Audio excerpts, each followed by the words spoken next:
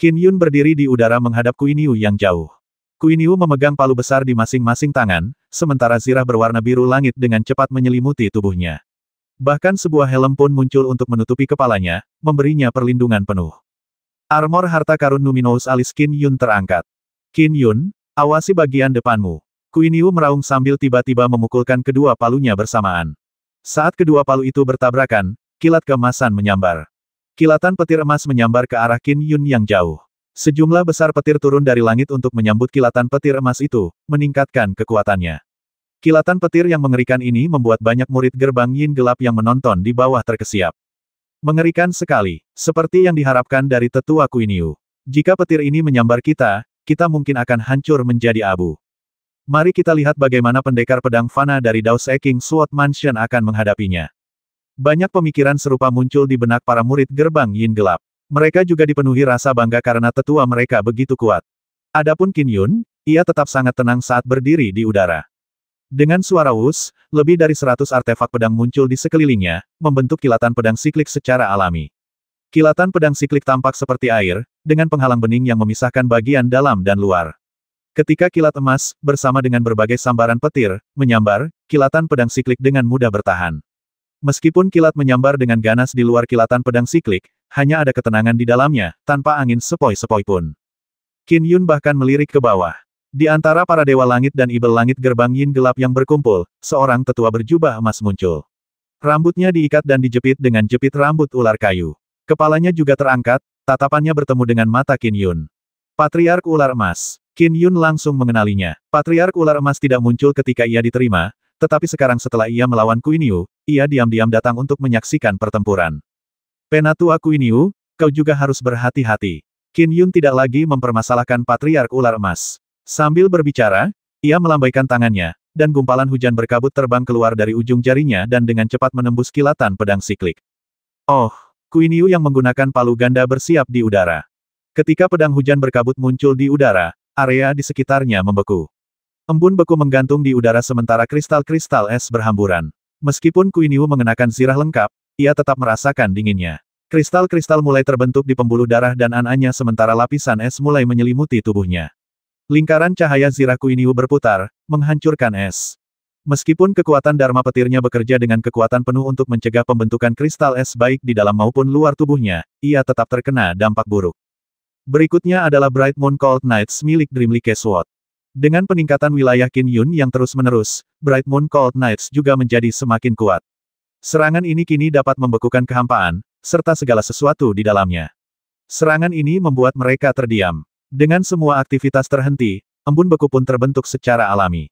Sungguh domain es yang dahsyat. Kuiniu terkejut. Bahkan dengan tubuhku, dia berhasil mengurangi kecepatanku hingga setengahnya. Penurunan kekuatanku semakin nyata. Tiba-tiba dia meraung dengan marah. Sambil meraung, ia melesat melintasi langit ke arah Qin Yun dalam upaya untuk terlibat pertarungan jarak dekat dengannya. Dan di udara, pedang hujan berkabut langsung berganti jurus setelah mengeluarkan mantra malam dingin bulan cerah untuk membekukan sekelilingnya. Pedang itu kini berubah menjadi meteor yang terbakar. So, bintang pedang bagai mimpi seperti hujan. Serangan tercepat dan tertajam. Tepat saat Kuiniu mengambil inisiatif untuk menyerang Qin Yun, pedang terbang itu hampir seketika muncul di hadapannya dengan perubahan gerakannya. Kuiniu masih merasakan efek dari banyaknya kristal es di pembuluh darahnya. Meskipun ia mengacungkan palunya untuk menangkis, ia tidak mampu menghentikan pedang hujan berkabut. Bam! Pedang hujan berkabut yang bagaikan meteor menusuk helm Kuiniu. Helmnya penyok parah dan bahkan terpental akibat kekuatan yang luar biasa. Kepala lembu Kuiniu yang ketakutan pun terlihat. Angin berhembus dan bulunya berkibar. Apa armor harta karun Numinous hancur total hanya dengan satu serangan? Kuiniu terkejut. Meskipun armor harta karun Numinous itu kualitasnya rendah, dia menghancurkan pertahanannya hanya dengan satu serangan bahkan helmnya pun rusak. Kekuatan serangan itu, banyak dewa langit dan ibel langit gerbang Yin kegelapan yang menyaksikan dari bawah merasakan jantung mereka berdebar kencang. Sementara itu, ibel badak dari Dao Seking Sword Mansion, Pri Jun, dan yang lainnya, menunjukkan ekspresi gembira. Ekspresi Patriark Ular Emas sedikit berubah. Agar serangan ini memiliki kekuatan sebesar itu, pedang terbangnya sungguh luar biasa.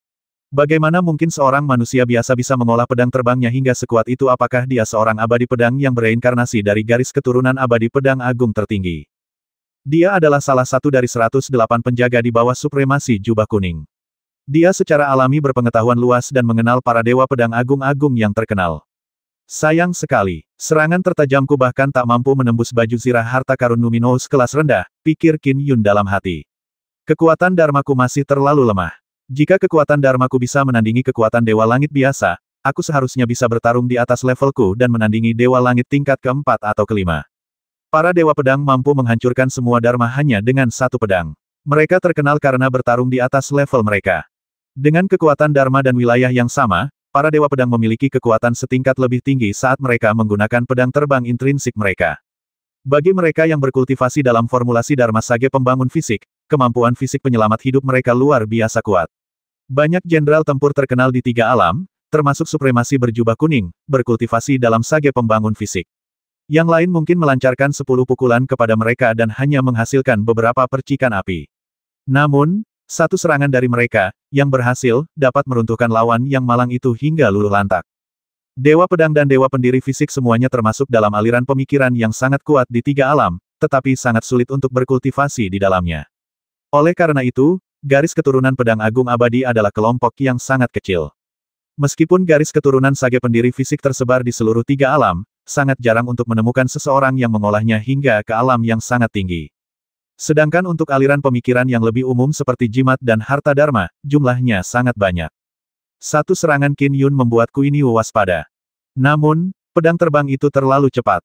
Pedang terbang intrinsik yang telah bergabung dengan jajaran harta karun luminous bergerak jauh lebih cepat daripada Qin Yu mengayunkan palunya.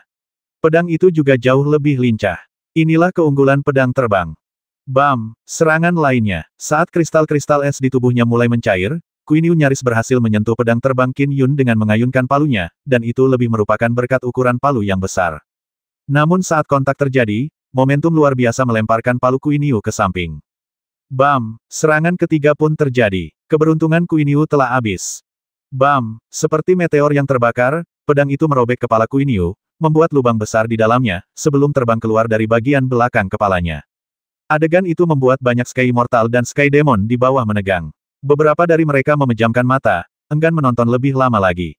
Aku lubang besar di gelabela Qin Yu, area di antara alisnya, dengan cepat sembuh dengan kecepatan yang terlihat. Bibirnya bergetar saat ia menatap meteor yang terbakar. Ia buru-buru berteriak, aku mengaku kalah.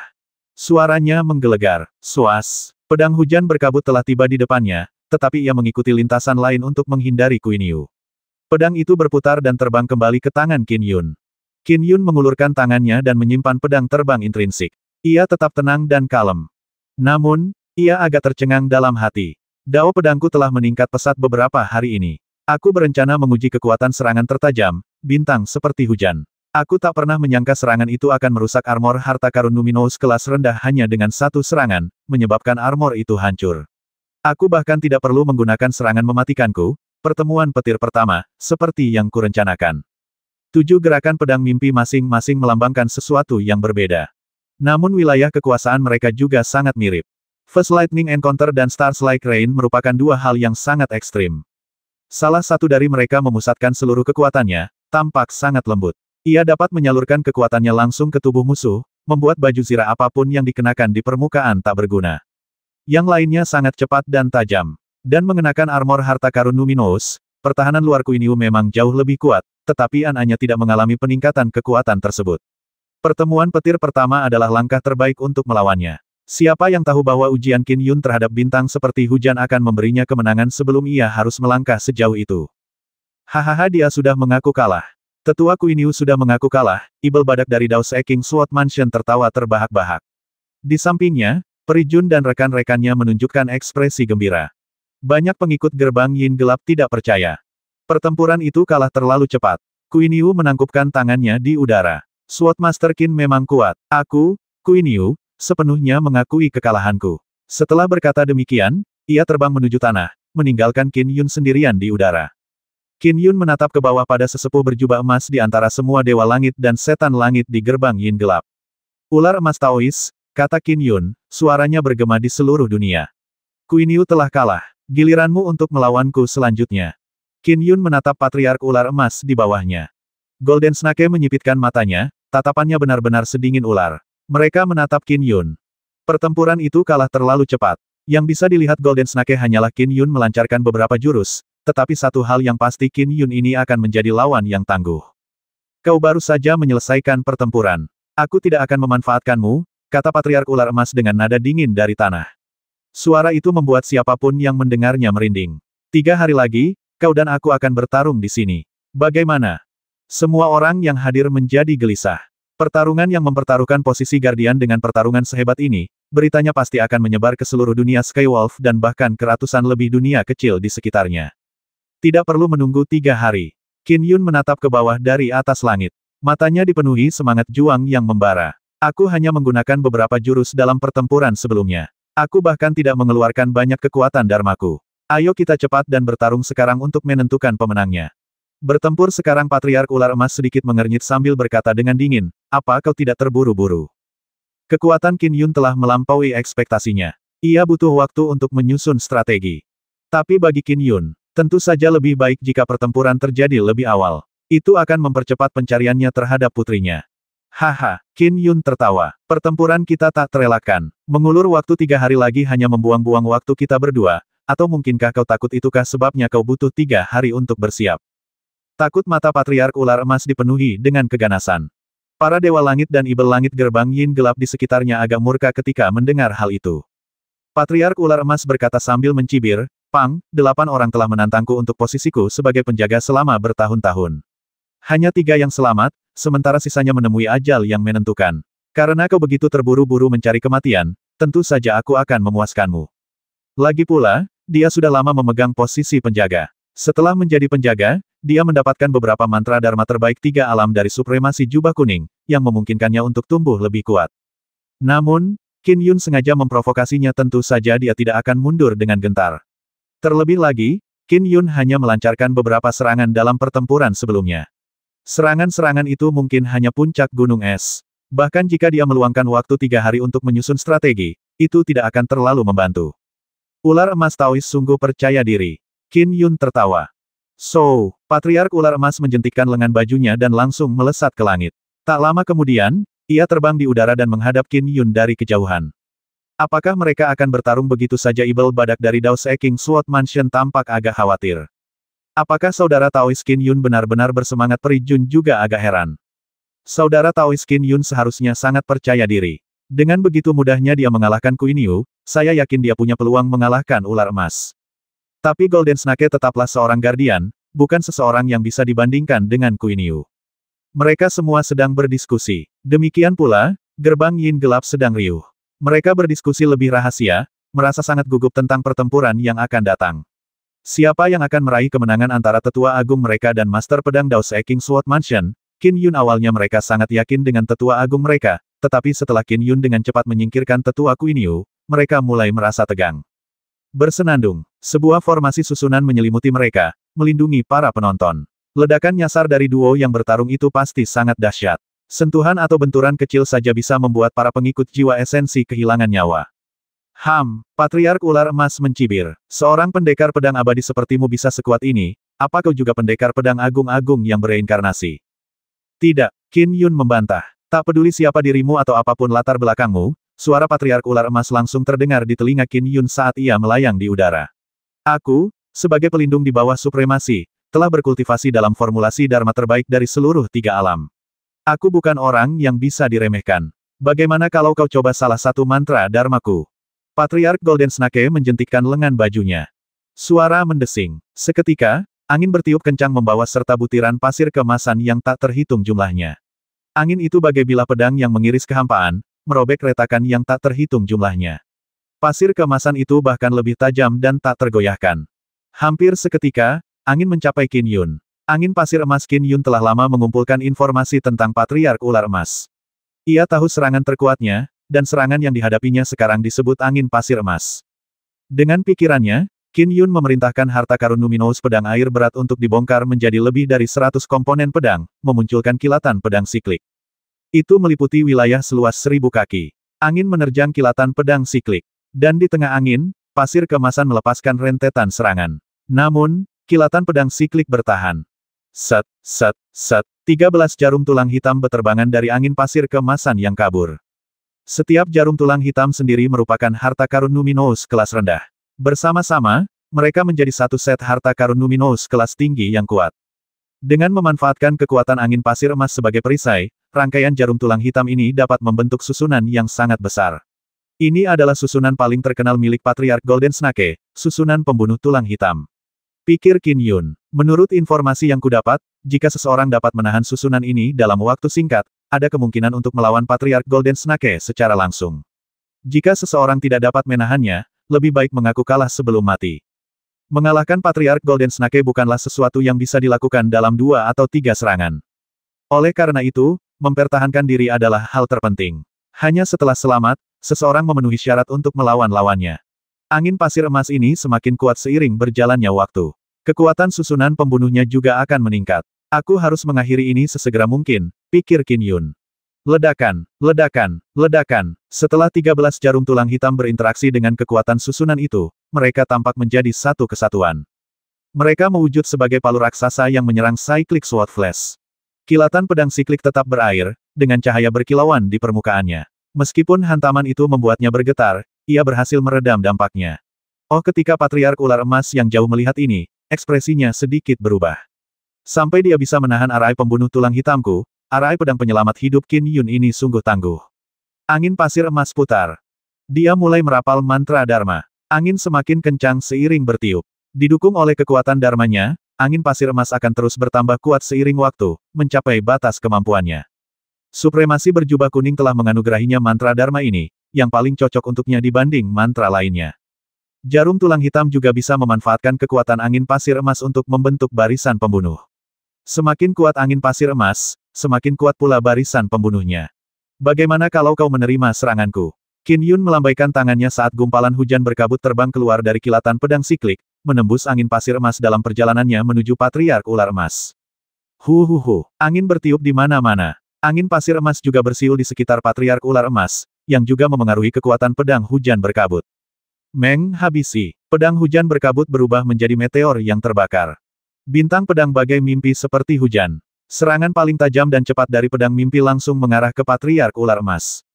Oh, Patriark Ular Emas berdiri di udara sambil mendengus dingin. Ia mengulurkan tangannya, dan sebuah gelang emas dan perak terlepas dari masing-masing lengannya. Kedua gelang ini melayang di sebelah kiri dan kanan Patriark Golden Snake. Ketika pedang hujan berkabut yang seperti meteor menyerang. Kedua gelang itu maju ke depan. Saat terbang, mereka menghasilkan dengungan samar yang beresonansi. Meskipun pedang hujan berkabut menghindari mereka dan melanjutkan lintasannya menuju ular emas Patriark, ia merasakan penghalang tak berbentuk, yang menyebabkan arah dan kecepatannya terhambat. Kedua gelang itu juga bergerak sangat cepat. Mereka memanfaatkan kesempatan itu untuk membesar saat mereka menyerang pedang hujan berkabut. Bam! Tabrakan itu mengakibatkan gelang perak terlempar ke belakang, tetapi gelang emasnya tetap kokoh. Akibatnya, pedang hujan berkabut kehilangan momentumnya. Jurus paling mengejutkan dari Patriark Ular Emas adalah arai pembunuh tulang hitamnya. Dan agar ia dapat mempertahankan posisinya sebagai penjaga dengan kokoh, cara bertahan hidupnya juga harus sangat mengesankan. Ia memiliki gelang emas dan perak, jubah Dharma harta karun luminous, dan ia juga mengolah tubuhnya di samping itu. Qin Yun sangat menyadari hal ini. Di antara 108 penjaga, kekuatannya cukup seimbang namun juga relatif biasa-biasa saja. Namun, betapapun biasa-biasa saja ia, itu hanya relatif terhadap penjaga lainnya. Mengalahkannya tidak akan mudah. Bam, bam, bam. Di udara, pedang hujan berkabut menyerang berulang kali dengan cara yang tak terduga. Gelang emas dan perak itu terus bergerak untuk menangkisnya. Aku harus menggunakan gelang kosmik. Qin Yun melambaikan tangannya. Seketika, 6 gelang hitam muncul di pergelangan tangan kirinya. Mereka melesat keluar dari kilatan pedang siklik dan langsung menuju ular emas Patriark yang berada di kejauhan. Bagi Qin Yun, menggunakan kedua harta karun luminous kelas rendahnya, pedang air berat dan gelang kosmik, bersama dengan pedang terbang intrinsiknya hampir merupakan batas dari apa yang dapat ditanggungnya. Oh, ekspresi Patriark Ular Emas berubah sedikit ketika dia melihat 6 gelang beterbangan ke arahnya dengan cepat. Gelang emas dan perak itu melayang ke sisinya dan mengembang. Lebih jauh lagi, gelang-gelang itu terus berputar. Pedang hujan berkabut dan 6 gelang kosmik menyerang secara bersamaan. Saat mereka mendekat, mereka terhalang oleh medan gaya tak kasat mata.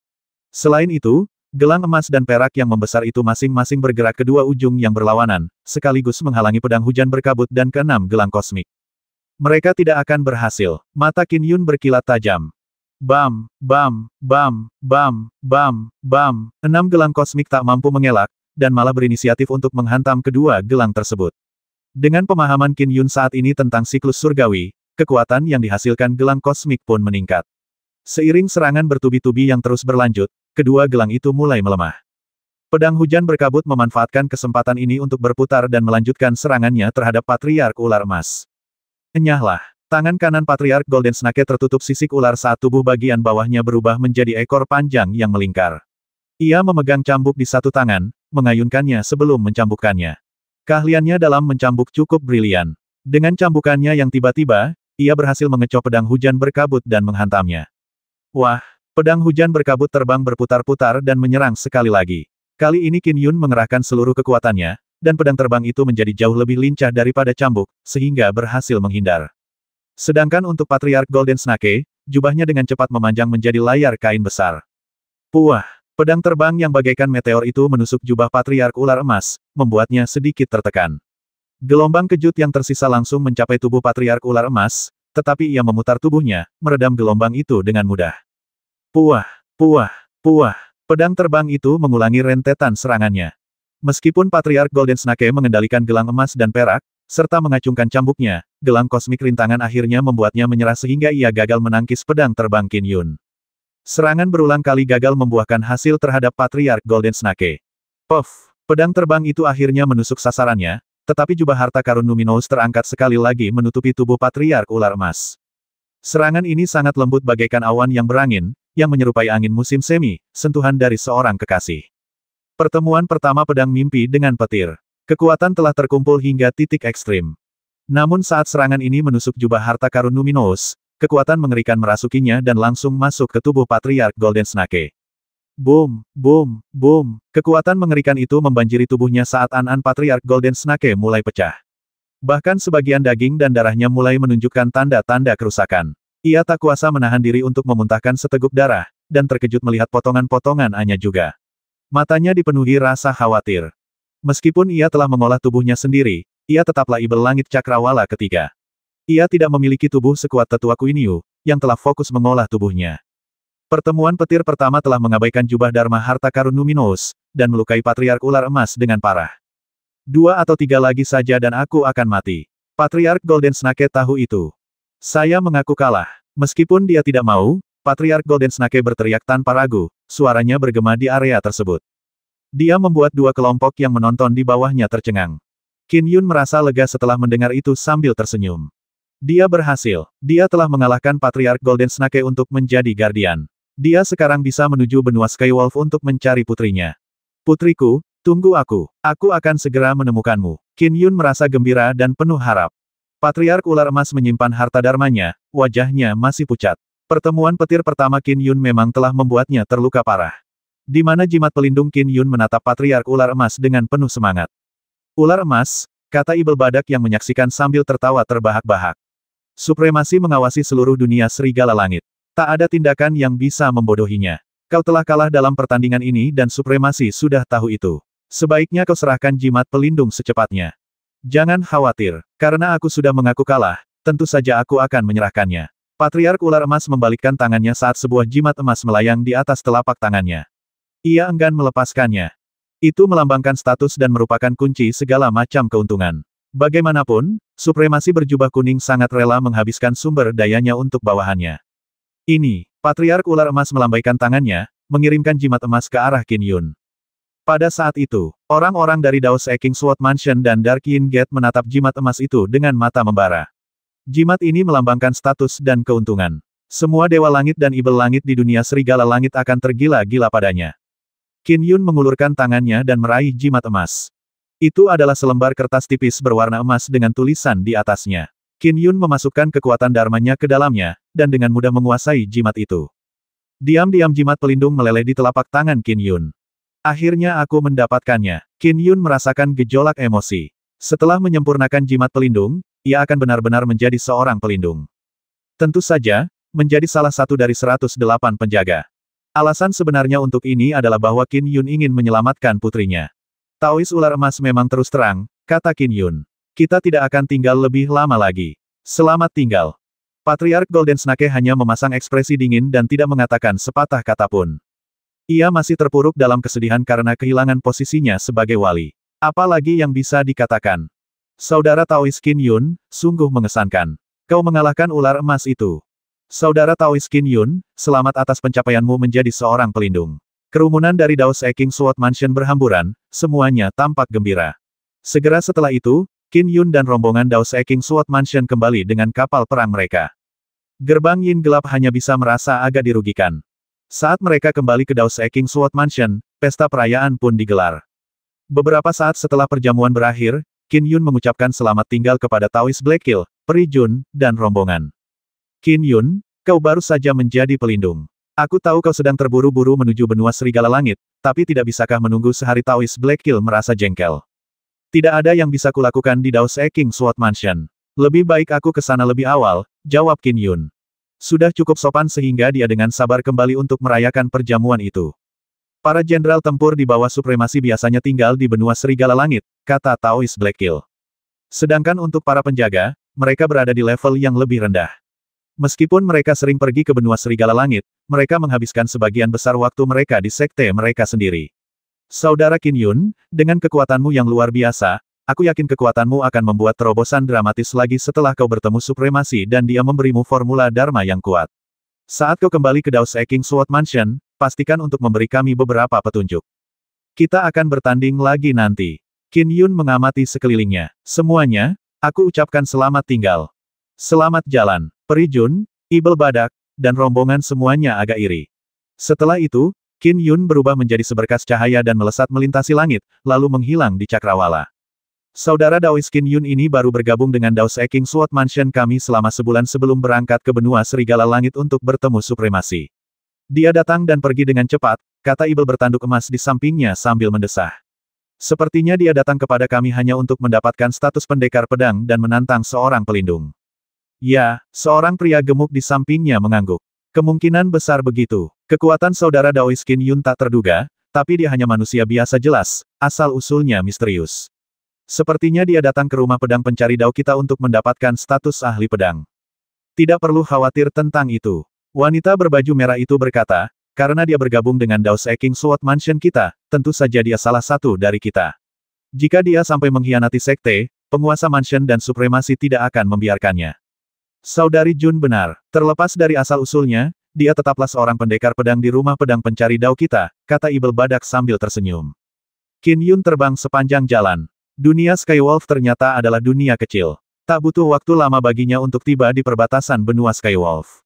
Ada kabut yang menyebar tanpa henti. Legenda mengatakan bahwa kabut menyembunyikan benua Serigala Langit, pikir Qin Yun. Tanpa izin supremasi, bahkan pasukan surgawi dari pengadilan surgawi pun tak akan bisa menerobos masuk.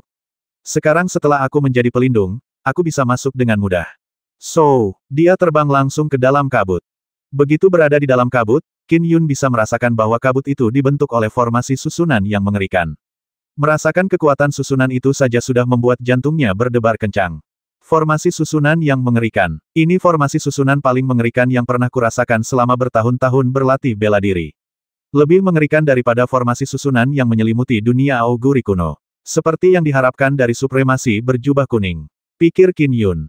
Namun Qin Yun berhasil melewati awan tanpa halangan selama beberapa kilometer sebelum akhirnya menjadi jelas. Di depannya terbentang benua yang luas. Ada bentangan pegunungan yang panjang dengan sungai-sungai yang menderu. Ada juga kuda-kuda yang berlari kencang. Benua Serigala Langit, tempat supremasi berjubah kuning dan para pengikutnya mengasingkan diri untuk berkultivasi. Qin Yun mengamati daratan itu. Dan putriku kemungkinan besar ada di benua Serigala Langit ini. Putriku, aku akan segera menemukanmu. Qin Yun semakin bersemangat. Hahaha kakak Qin Yun. Terdengar suara menggelegar. Dari kejauhan di langit, seorang pria kurus muncul di hadapannya dengan kilatan cahaya. Ia menyandang pedang di punggungnya, matanya setajam pedang, namun ada kebanggaan yang tak terbendung di antara alisnya. Aku sudah menunggu kedatanganmu sejak melihatmu mengalahkan ular emas itu, kata pria jangkung itu sambil tertawa ketika tiba di depan Qin Yun. Salam, Tuan Istana. Qin Yun pernah melihat proyeksi Tuan Istana Chufu dari Istana Pedang Pencari Dao sebelumnya. Ia langsung membungkuk. Kita bersaudara, dan kau adalah pendekar pedang di rumah pedang pencari Daoku. Tak perlu formalitas seperti ini, kata Chufu sambil mengerutkan kening. Qin Yun tersenyum dan segera mengoreksi dirinya sendiri. Salam, Saudara Chufu. Begitulah. Chufu tertawa. Ayo pergi. Ikut aku punya beberapa teman lama yang ingin bertemu denganmu. Baiklah. Qin Yun mengikuti Chufu saat mereka berubah menjadi aliran cahaya yang terbang melintasi langit. Aku menyaksikanmu menjadi pendekar pedang di Dao Seking Sword Mansion dan saat kau mengalahkan Queen Yu dan Golden Snake. Ada aliran cahaya samar di sekitar mereka saat Chufu berbicara kepada Qin Yun sambil tersenyum. Kau melihat semuanya. Qin Yun tercengang. Chufu menjelaskan, dunia luar tidak bisa menyelidiki situasi di dalam benua serigala langit, tetapi kami bisa memantau dunia luar. Karena itu, kami tahu semua yang terjadi di dalam Dao Seking Sword Mansion atau peristiwa besar lainnya di dunia. Qin Yun tercerahkan. Meskipun ia tiba di dunia Skywolf melalui celah spasial, para kultivator dari lebih dari 100 dunia tetangga juga datang ke sini. Itu bukan sesuatu yang luar biasa. Wus, mereka terbang sejauh itu. Qin Yun terus-menerus mengamati sekelilingnya. Selama dia berada dalam jarak 50 km dariku, aku seharusnya bisa merasakan putriku di wilayahku saat ini. Sayangnya, Qin Yun tidak merasakan putrinya bahkan ketika ia tiba di Istana Supremasi Jubah Kuning. Di sebuah taman milik bangsawan di benua Skywolf. Matron, kau benar-benar hebat, menghabisi ibel-ibel itu seperti menghabisi ayam bagimu. Sekarang, tak seorang pun dalam radius 50 km di sekitar sini akan berani menyinggung Humanor kita. Sekelompok gadis rubah melayani seorang wanita tua. Sambil menikmati perawatannya, dia memakan beberapa buah. Kalian semua rubah, perempuan tua itu terkekeh. Kalian semua bicaranya fasih sekali. Baiklah, silakan pergi. Aku harus menyendiri dan berkultivasi selama beberapa hari ke depan.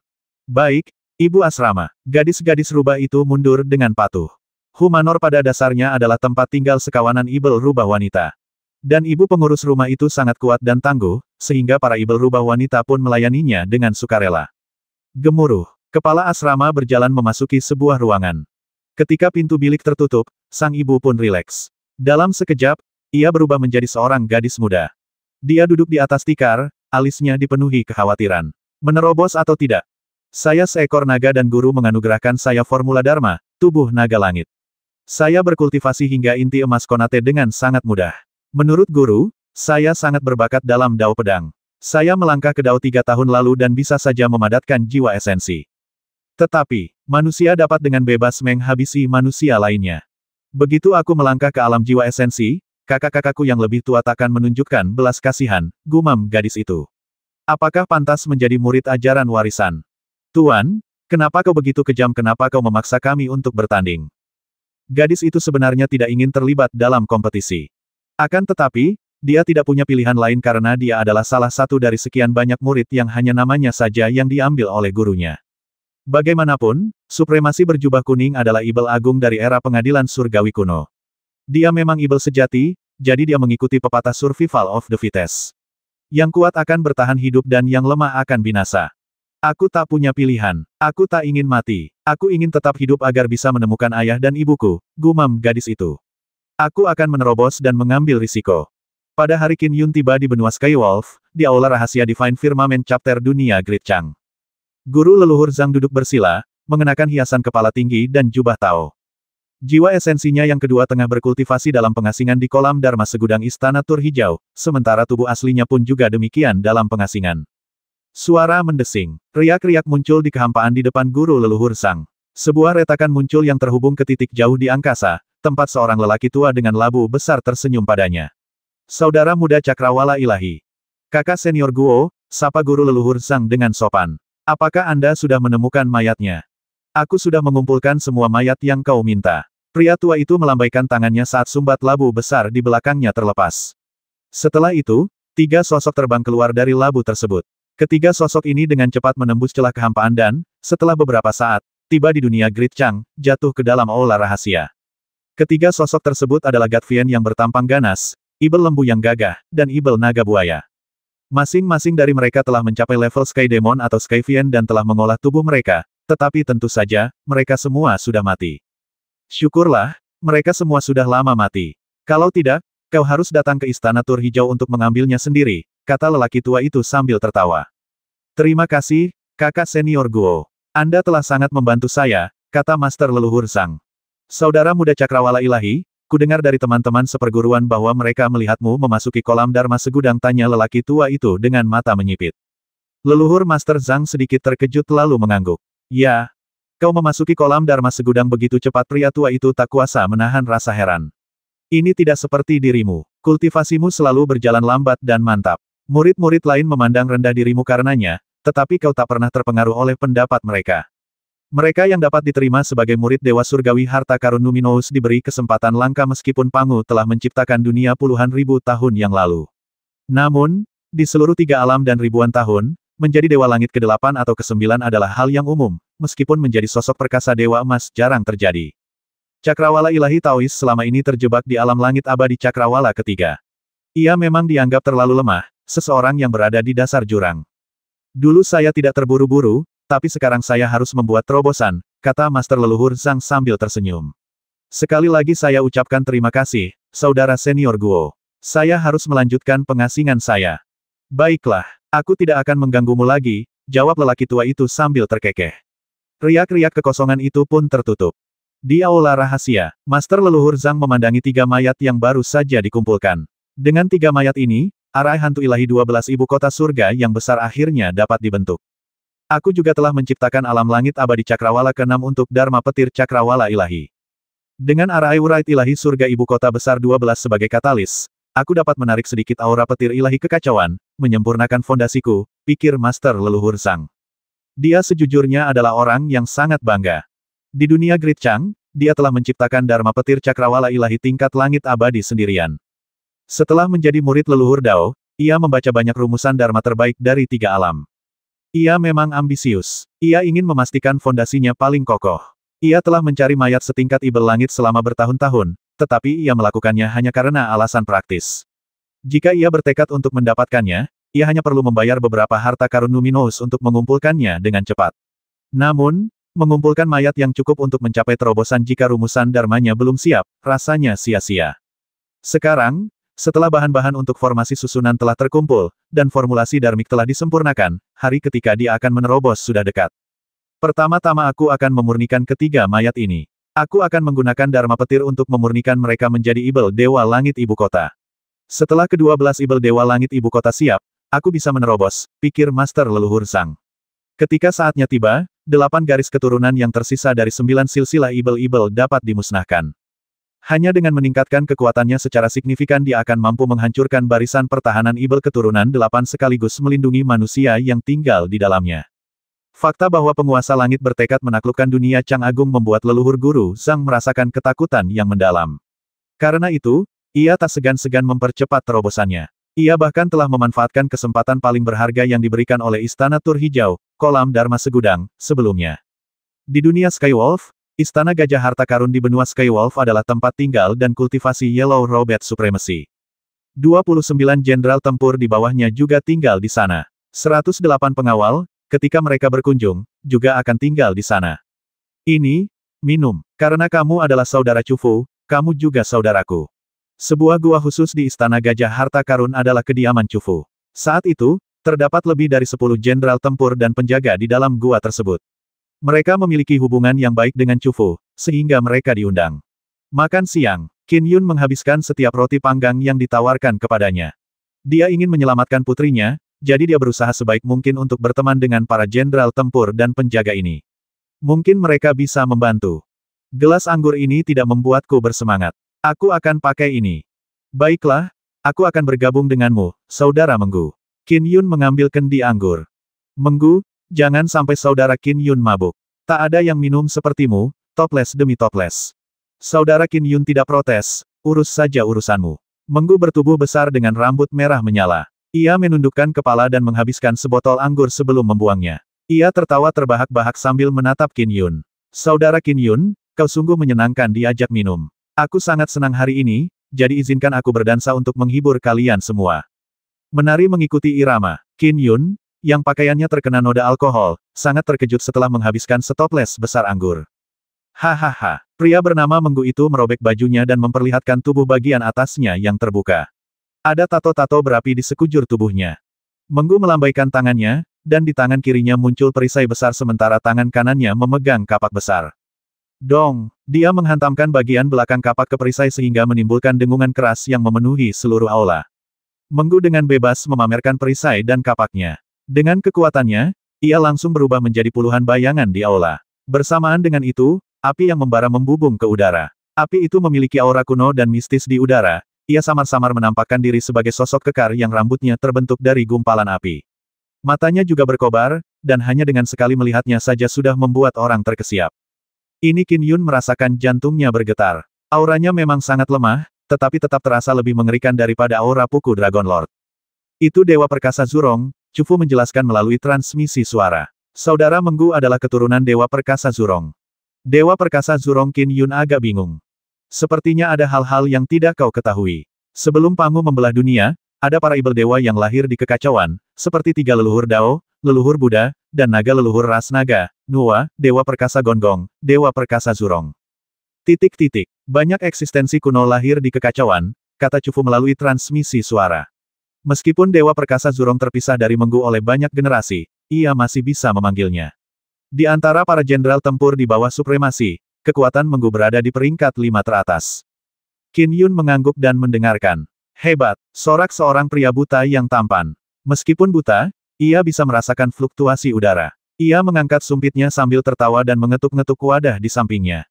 Ding, ding, sial, dong, diiringi ketukan, terdengar alunan musik.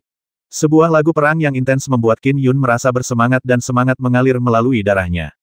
Li Zu dulunya adalah seorang musisi dari Istana Surgawi, Chufu memperkenalkan melalui transmisi suara. Dia mengikuti supremasi dalam memberontak melawan Istana Surgawi. Sangat jarang mendengarnya bermain musik. Qin Yun mendengarkan. Meskipun tarian perang Menggu telah membangkitkan aura Dewa Perkasa Zurong, Qin Yun perlahan-lahan mendapati dirinya tertarik oleh hentakan Li Zu, sang jenderal tempur yang buta. Suaranya terdengar jauh dan menyebar, seolah membawa Qin Yun ke medan perang kuno di zaman dahulu.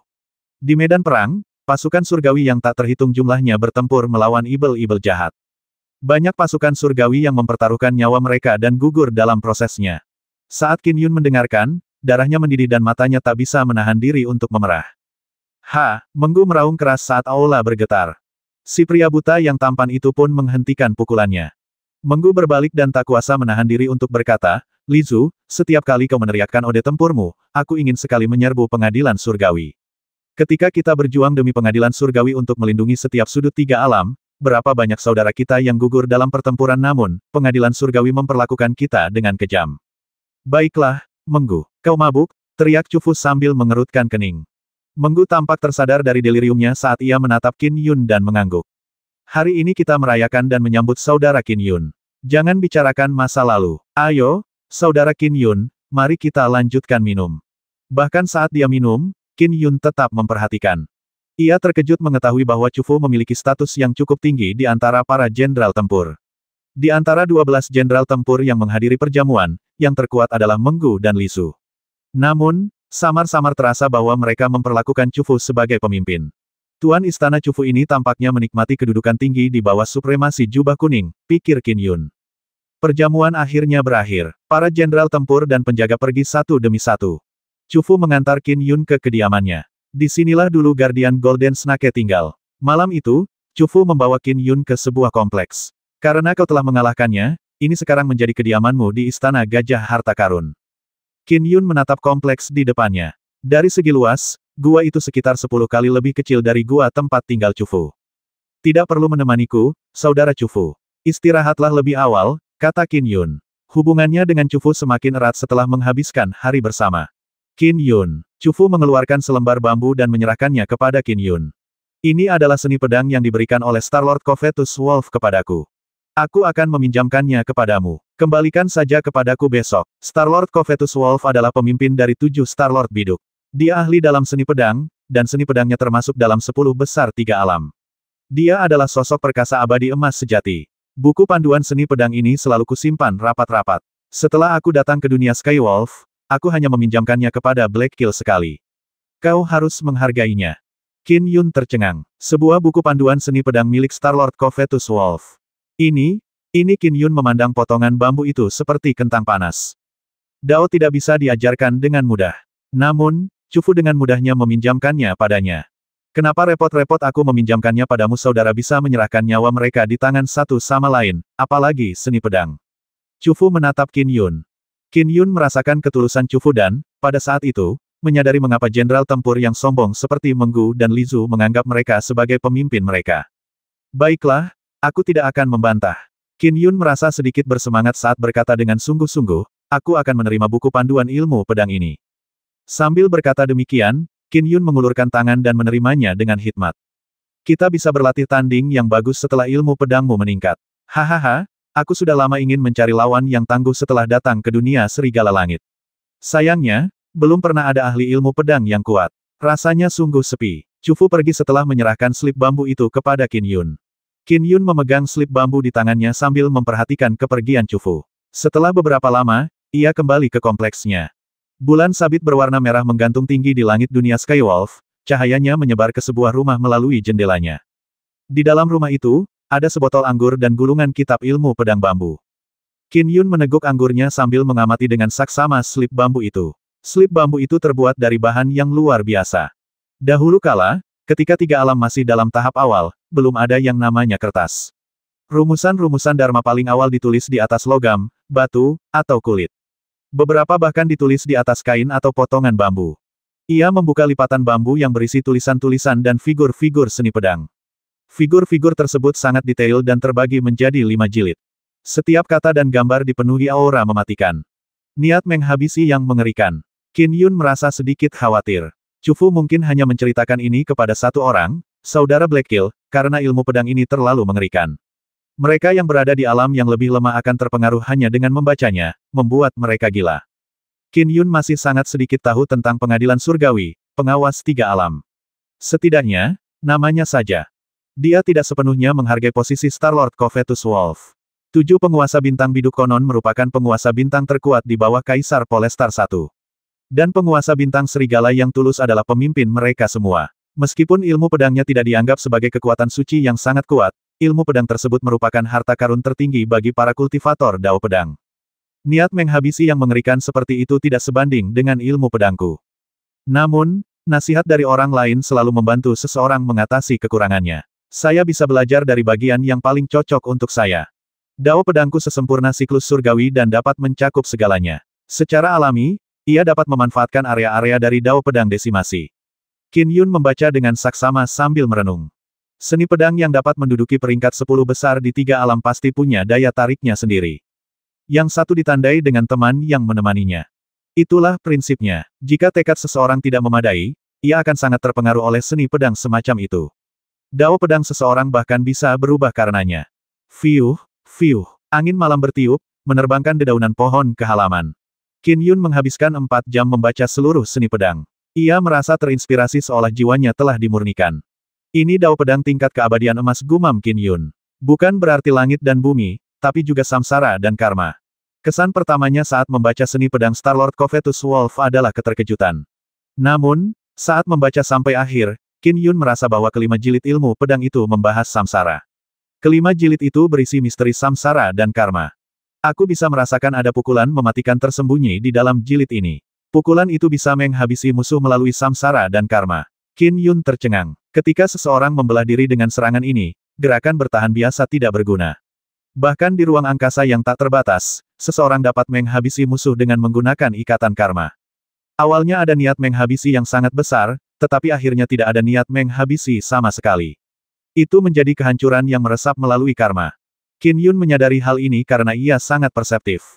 Selain itu, ia dapat menggunakan mata petirnya untuk memvisualisasikan karma dan memiliki pemahaman tentang karma. Hal ini memungkinkannya untuk menguraikan pukulan mematikan yang mengerikan yang tersembunyi di dalam buku tersebut. Suara mendesing. Qin Yun tiba-tiba menutup slip giok itu. Ia berjalan keluar rumah dan menuju halaman. Angin malam yang dingin membangunkan pikirannya. Aku harus melepaskan diri dari dao pedang desimasi ini, gumam Qin Yun. Aku harus melepaskan diri, karena jika aku jatuh, dao pedangku akan tersapu olehnya. Jika dao pedangnya diibaratkan aliran sungai kecil, maka dao pedang decimation milik Star-Lord Covetus Wolf yang mengerikan dan menduduki peringkat 10 besar di tiga alam akan diibaratkan seperti lautan tanpa batas. Jika aliran sungai kecilnya terlalu dekat dengannya, ia akan tersapu oleh samudera tak berbatas, menyatu menjadi satu kesatuan. Ia kemudian akan kehilangan dirinya sendiri. Mungkin kekuatannya akan terus berkembang, tetapi dao pedangnya akan bergeser ke dao pedang desimasi. Niat menghabisinya justru akan semakin kuat. Misalnya, Susunan pedang Daois Black Kill sepenuhnya condong ke dao pedang desimasi. Saya harus melepaskan diri. Dao pedang hujan berkabutku seharusnya. Qin Yun melambaikan tangannya saat gumpalan hujan berkabut terbang keluar dan masuk ke dalam halaman. Set, set, set. Pedang terbang yang berkabut bagaikan hujan bergerak di dalam halaman. Itu adalah salah satu halaman di Istana Gajah Harta Karun Supremasi Jubah Kuning. Kekosongan itu sangat stabil dan, betapapun Qin Yun menggunakan ilmu pedangnya, ia tidak memengaruhinya sama sekali. Jika kekosongan itu dapat dengan mudah dirobek, pasukan dari pengadilan surgawi pasti sudah lama menyerbu area tersebut. Qin Yun berdiri di halaman, obsesinya membuncah. Ia berlatih ilmu pedang dengan bebas, menyerap sepenuhnya apa yang ia peroleh dari Slip Giok ilmu pedang Starlord Covetus Wolf. Ia bahkan menarik kesimpulan lebih lanjut dan mengubah ilmu pedangnya sendiri. Ledakan. Selagi pedang hujan berkabut melanjutkan proses pembentukannya, kekuatannya tiba-tiba meningkat, mengiris kehampaan. Namun, tentu saja, kehampaan itu tetap sangat stabil. Ketika dia melihat lonjakan kekuatan ini, Qin Yun berhenti. Aku menemukannya. Qin Yun merasa gembira. Aku terjebak dalam kemacetan di Dao Se King Sword Mansion. Aku selalu penasaran bagaimana wawasan dao pedangku bisa dibawa ke tingkat yang benar-benar baru. Seni pedang Starlord Covetus Wolf jauh melampaui levelku, tetapi aku mendapatkan banyak manfaat darinya. Hanya dalam satu malam, aku berhasil menerobos wilayah daoku, kalau dilepaskan, akan mencapai sekitar 150 km, ya dari segi wilayah, aku setara dengan mereka yang berada di cakrawala keempat atau kelima Sky Immortal. Qin Yun bersemangat, bukan hanya karena kekuatannya meningkat, tetapi yang lebih penting, peluang menyelamatkan putrinya lebih tinggi karena dia lebih kuat. Lagi pula, dia mungkin bukan tandingan jenderal tempur manapun sebelumnya. Tapi sekarang, bahkan dengan kekurangan kekuatan dharmanya, dia pasti bisa, meski hanya sedikit, menyulitkan para jenderal tempur karena para pendekar pedang abadi mahir dalam pertempuran. Meskipun ilmu pedang Starlord Covetus Wolf kuat, pada akhirnya itu tidak cocok untukku. Menggambar bagian-bagian yang berguna bagi saya adalah satu-satunya yang dapat saya lakukan. Qin Yun terus berlatih seni pedangnya. Keesokan harinya, Qin Yun berinisiatif menemui Chufu dan mengembalikan slip bambu itu secara pribadi. Bagaimana perasaanmu setelah membaca seni pedang? Chufu tersenyum pada Qin Yun. Itu membuatku sadar betapa kasarnya ilmu pedangku, kata Qin Yun. Lagi pula, itu Starlord Covetus Wolf. Ilmu pedangnya termasuk dalam 10 besar 3 alam yang luas. Chufu menyimpan slip bambu itu dan berkata, aku hanya meminjamkannya semalam karena aku takut kau akan tertelan olehnya dan kehilangan dao pedangmu sendiri. Sekalipun kau untuk sementara tidak bisa melepaskan diri, aku yakin seiring waktu, kau bisa mendapatkan kembali dirimu sendiri asalkan kau berhenti membacanya. Asalkan kau bisa melepaskan diri, kau bisa mengubah teknik pedang Starlord Covetus Wolf sesuai keinginanmu. Teknik itu bisa sangat bermanfaat meski kau hanya sedikit menggunakannya, kata Chufu.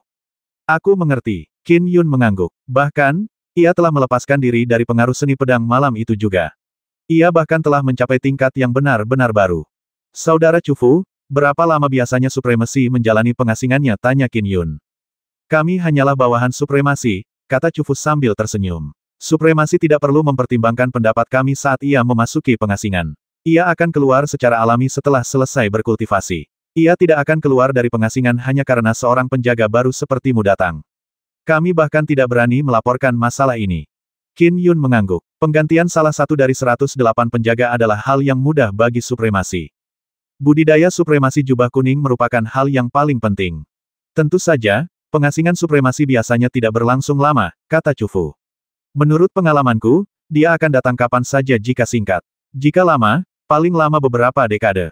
Jangan terburu-buru. Berkultivasilah di sini dengan tenang dan tunggu dia dengan sabar. Begitu Supremasi keluar dari pengasingan, dia akan memanggilmu secara alami.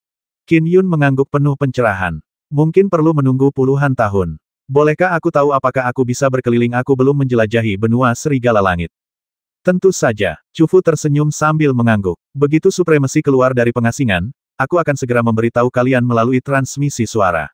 Benua Skywolf hanya seluas itu, kalian akan bisa kembali dengan cepat. Dan jika Supremasi bersedia, dia bahkan bisa memindahkan kalian ke depannya hanya dengan satu gerakan. Aku mengerti. Qin Yun mengangguk. Dia harus segera melintasi benua Skywolf dan menemukan putrinya. Selama waktunya di Istana Gajah Harta Karun, Qin Yun telah memastikan bahwa putrinya tidak ada di Istana Gajah Harta Karun. Ngomong-ngomong, ada keturunan pengikut Supremasi di benua Serigala Langit, kata Chufu. Lagi pula, ini tempat Supremasi berkultivasi. Jadi, jangan ikut campur urusan manusia. Sekalipun kau bertindak dalam amarah, jangan terlalu kejam. Kau bisa memberi tauku dulu jika kau ingin bertindak. Baiklah, Qin Yun mengangguk. Selain itu, supremasi telah menerima banyak murid atas nama, jelas Chufu. Mereka dipilih berdasarkan keyakinan Ibel tentang survival of the fittest. Para murid atas nama terlibat dalam pertarungan terbuka dan tersembunyi untuk memperebutkan posisi murid ajaran warisan. Seluruh benua Skywolf adalah arena pertarungan mereka. Jangan ikut campur dalam perselisihan mereka. Terutama karena supremasi tidak ingin keadilan dalam pertarungan terpengaruh, tetapi juga karena ini merupakan masalah yang cukup rumit. Supremasi telah menerima sekelompok murid yang hanya namanya saja hati Qin Yun tergerak. Menurut dugaannya, putrinya kemungkinan besar telah dibawa ke dunia Skywolf oleh Yellow Robot Supremacy. Mungkinkah dia menjadi murid atas nama? Saudara Chufu, saya tidak mengenal murid-murid yang hanya mengaku-ngaku itu, dan saya juga tidak punya sarana untuk mengetahui siapa mereka, kata Qin Yun. Akan kuberikan informasi itu padamu, kata Chufu. Akan kuceritakan beberapa hubungan rahasia yang mereka miliki. Sebagai pendatang baru di benua Serigala Langit, kau tentu tak ingin memprovokasi seseorang tanpa menyadarinya. Qin Yun membalik tangannya dan memegang token transmisi suaranya. Berdengung, sejumlah besar informasi muncul dengan banyak gambar. Totalnya ada 392 murid yang namanya sama. Semua informasi yang kutahu ada di sana. Ada juga beberapa hal yang perlu kalian waspadai di benua Serigala Langit, kata Chufu. Qin Yun melirik dan segera memeriksanya. Dalam sekejap mata, ia melihat satu orang di antara banyak murid yang namanya tertera. Ada 5 naga di antara para murid yang bernama. Dan hanya ada 2 naga betina. Satu telah berkultivasi selama lebih dari 5 dekade, sementara yang satu lagi baru berkultivasi selama sedikit lebih dari 10 tahun. Apakah itu dia? Tatapan Qin Yun tertuju pada sosok gadis naga itu. Tatapannya tampak menahan diri, tetapi fitur wajahnya mirip dengan dirinya dan Yi Xiao. Hanya dengan sekali pandang, Qin Yun menghafal informasi rinci tentang naga betina muda itu. Namanya Yi, tanpa nama keluarga. Ia dibawa ke dunia ini oleh supremasi jubah kuning saat masih balita dan menjadi salah satu muridnya yang namanya tercantum dalam nama. Ia berkultivasi dalam formula Dharma Sage pembentuk fisik, tubuh naga langit, yang merupakan formula Dharma yang diciptakan sendiri oleh supremasi berjubah kuning. Sebagai seekor naga, kultivasinya dalam tubuh naga langit secara alami berkembang pesat. Namun, supremasi berjubah kuning juga memiliki banyak murid lain yang namanya sama, banyak di antaranya memiliki bakat yang sangat tinggi. Namun, di antara semua murid ini, ia cukup terkenal karena bakatnya dalam Dao Pedang. Dia sangat cepat dalam hal ilmu pedang. Dia memang ahli dalam ilmu pedang sejak lahir, dan saat dia menyentuh pedang, dia secara alami dapat menyatu dengan pedang. Dia memiliki karakteristik Dao Pedang bawaan.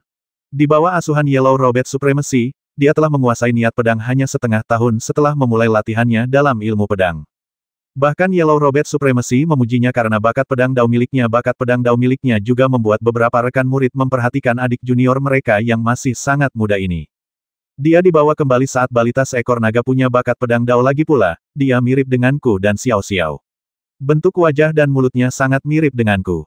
Matanya mirip mataku. Qin Yun semakin yakin bahwa gadis naga ini adalah putrinya sendiri. Saudara Qin Yun, apa yang sedang kamu lihat? Tanya Chufu sambil tersenyum. Setelah membaca informasi mengenai murid-murid yang mengaku bernama sama ini, tampaknya banyak dari mereka adalah keturunan jenderal tempur dan pelindung, ujar Qin Yun segera. Itulah sebabnya saya katakan situasinya agak suram, kata Chufu sambil terkekeh. Baiklah, aku tidak akan mengganggumu lagi. Aku pamit dulu, kata Qin Yun. Kembangkan ilmu pedang Starlord Covetus Wolf dengan baik. Buatlah terobosan sesegera mungkin agar kita bisa bertanding, kata Chufu. Baiklah, Qin Yun mengangguk dan pergi. Saat Chufu menyaksikan kepergian Qin Yun, dia berpikir dalam hati, Qin Yun ini tampaknya sangat peduli dengan informasi itu. Qin Yun meninggalkan istana gajah harta karun hari itu juga. Ia mulai menjelajahi benua Serigala Langit. Benua Serigala Langit adalah benua yang paling sulit dipahami di dunia Serigala Langit karena di sanalah supremasi berjubah kuning dan banyak jenderal tempur tinggal.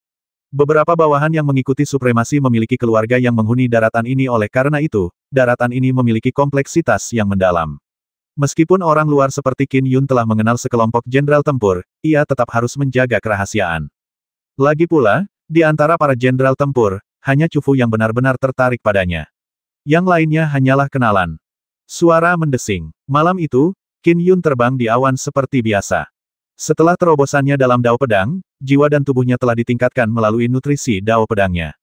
Indra garis keturunannya tumbuh jauh lebih tajam dan kini dapat merasakan jarak sekitar 100 hingga 150 km. Aku telah menjelajahi benua Serigala Langit selama 5 hari 5 malam, dan telah menjelajahi hampir separuhnya, tetapi aku belum menemukan putriku. Qin Yun terbang di antara awan, berpikir dalam hati. Spekulasiku seharusnya tidak salah. Putriku kemungkinan besar berada di benua serigala langit ini.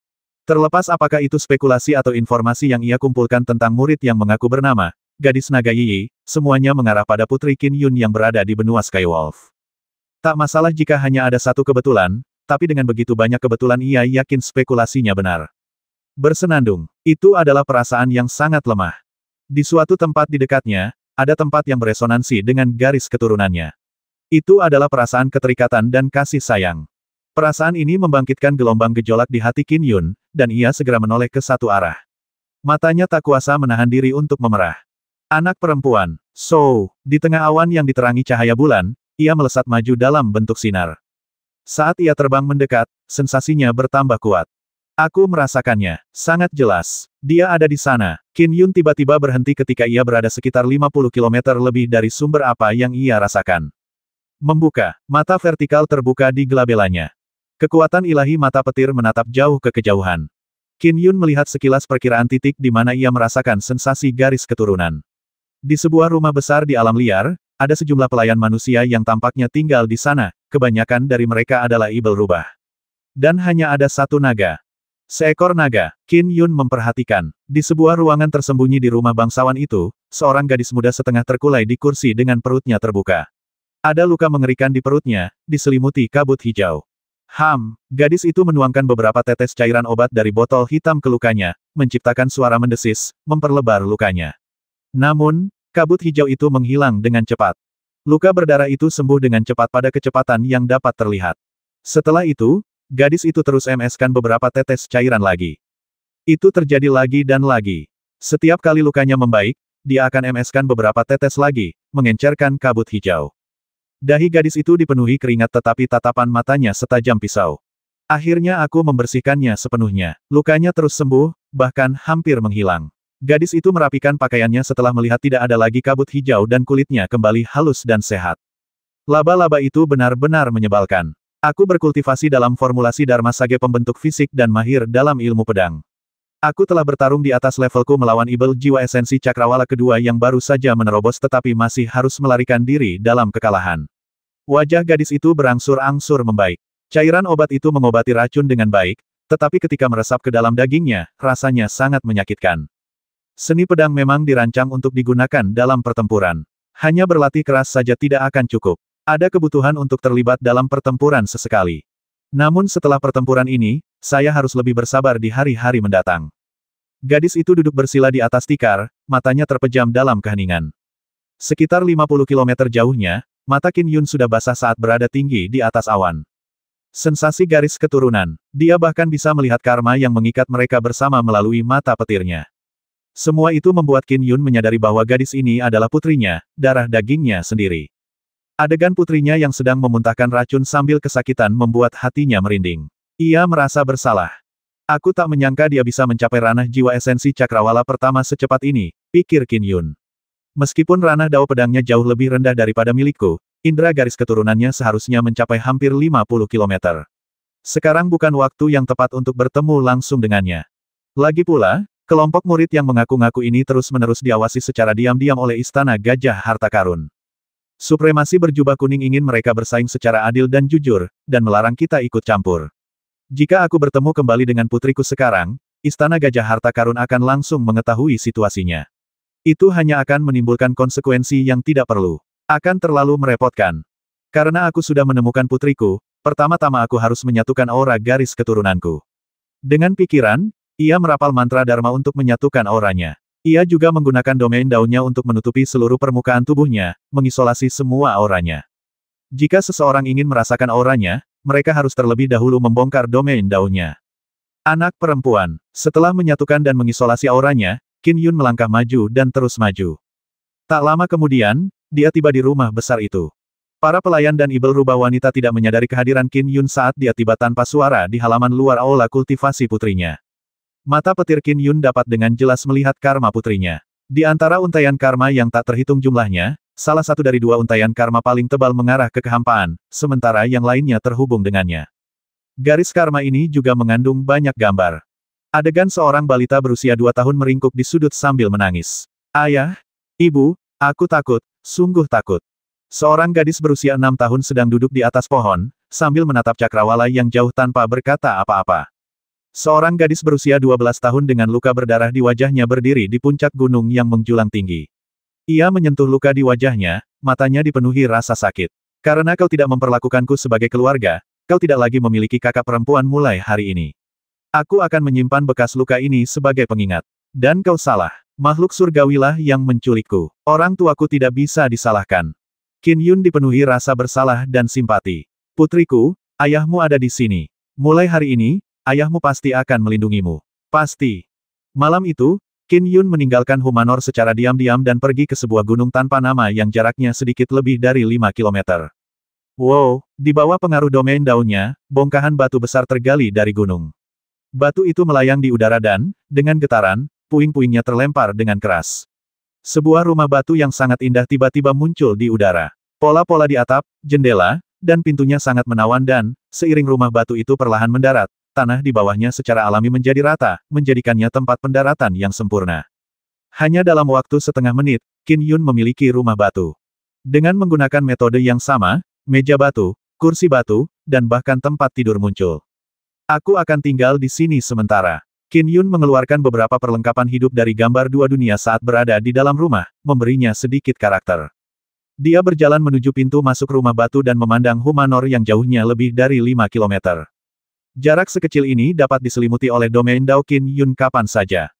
Jika terjadi sesuatu yang tidak biasa, pedang terbangnya dapat muncul dan langsung melintasi 5 kilometer. Aku sudah menemukan putriku, tapi bagaimana aku harus menyelamatkannya? Qin Yun sedikit mengernyit sambil membalikkan tangannya untuk mengeluarkan token transmisinya. Berdengung, token transmisi mengungkapkan informasi terperinci yang sebelumnya diberikan Chu Fu kepadanya.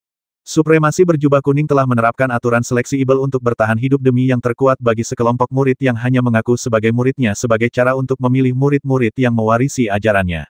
Lebih lanjut, ia tidak membiarkan bawahannya memengaruhi pertikaian para murid, pikir Qin Yun. Namun, bagaimana ia bisa menyebut ini keadilan mutlak? Hampir setengah dari murid yang disebutkan namanya adalah keturunan jenderal tempur atau penjaga. Lagi pula, menjadi murid warisan supremasi jubah kuning adalah posisi yang lebih tinggi daripada wali biasa. Para jenderal tempur dan wali ibel itu bahkan berinisiatif mengajak keturunan mereka untuk ikut serta dalam kompetisi ini meskipun tahu risiko kematiannya sangat tinggi. Persaingan antar murid bisa berujung pada kematian. Jenderal tempur dan penjaga dilarang ikut campur. Kalau saja mereka bisa, seorang jenderal tempur bisa dengan mudah menghabisi sekelompok besar murid yang hanya mengaku-ngaku. Itu bukan kompetisi, melainkan pembantaian. Namun, ada beberapa trik rahasia yang dapat mereka gunakan. Mengajar keturunan mereka secara pribadi atau bahkan diam-diam mengatur pelatihan pengalaman, bahkan memberikan harta karun secara diam-diam.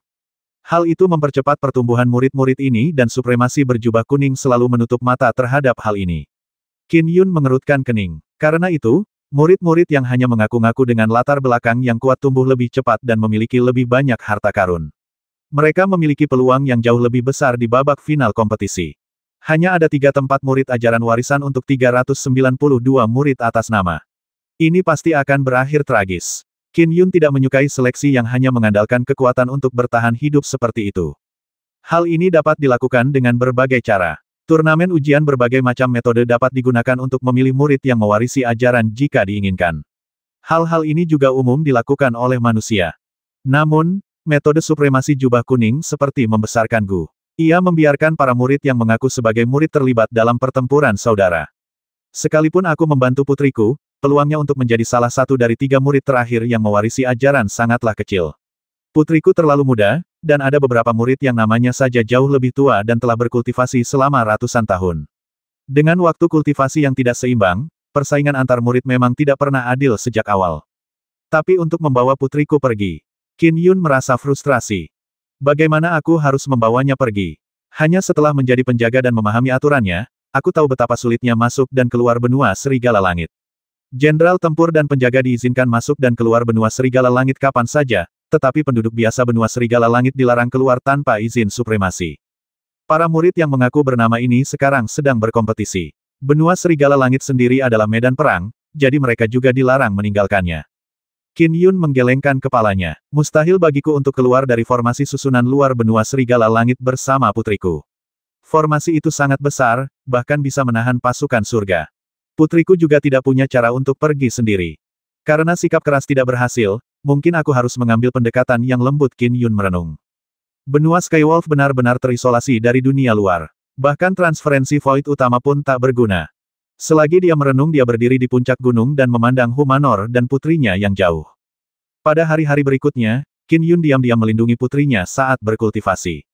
Baru saja menembus ranah Dao sepanjang 150 km, ia tentu bisa terus berkembang setelah melewati hambatan tersebut. Ia mendedikasikan dirinya untuk mempelajari ilmu pedang Starlord Covetus Wolf dan meraih kemajuan pesat setiap harinya, terus-menerus memasukkan wawasan ini ke dalam ilmu pedang Dao-nya sendiri. Peningkatan ranah Dao pedangnya juga sangat membantu dalam menciptakan formulasi Dharma Jiwa esensi abadi pedang miliknya sendiri. Sebelumnya, ia masih dalam wujud awal, tetapi kini, dengan alamnya yang setara dengan Sky Immortal di Cakrawala keempat atau kelima, formulasi Dharma Jiwa esensi abadi pedang yang ia ciptakan secara mandiri menjadi semakin lengkap. Ia bahkan bisa mencoba lagi untuk memadatkan jiwa esensi sendiri. Namun, kegagalan terakhirnya membuatnya semakin berhati-hati. Ia ingin menyempurnakan formulasi Dharma tersebut sesempurna mungkin. Oh, pada hari ke-6 melindungi putrinya secara diam-diam, Qin Yun, yang sedang duduk bersila di rumah batu dalam meditasi hening, tiba-tiba membuka matanya. Domain Dao-nya telah mendeteksi putrinya meninggalkan Humanor. Dia berlari ke arahku. Qin Yun agak terkejut. Gadis naga itu terbang di antara awan dan segera mendarat di sebuah lembah gunung. Lembah itu selalu tertutup kabut, sehingga sulit untuk mengetahui apa yang terjadi di dalamnya. Di dalam lembah, gadis naga itu mengulurkan tangannya, dan pedang kecil di telapak tangannya dengan cepat berkembang menjadi pedang sepanjang 3 kaki. Set, set, set, dia segera mulai berlatih seni pedangnya.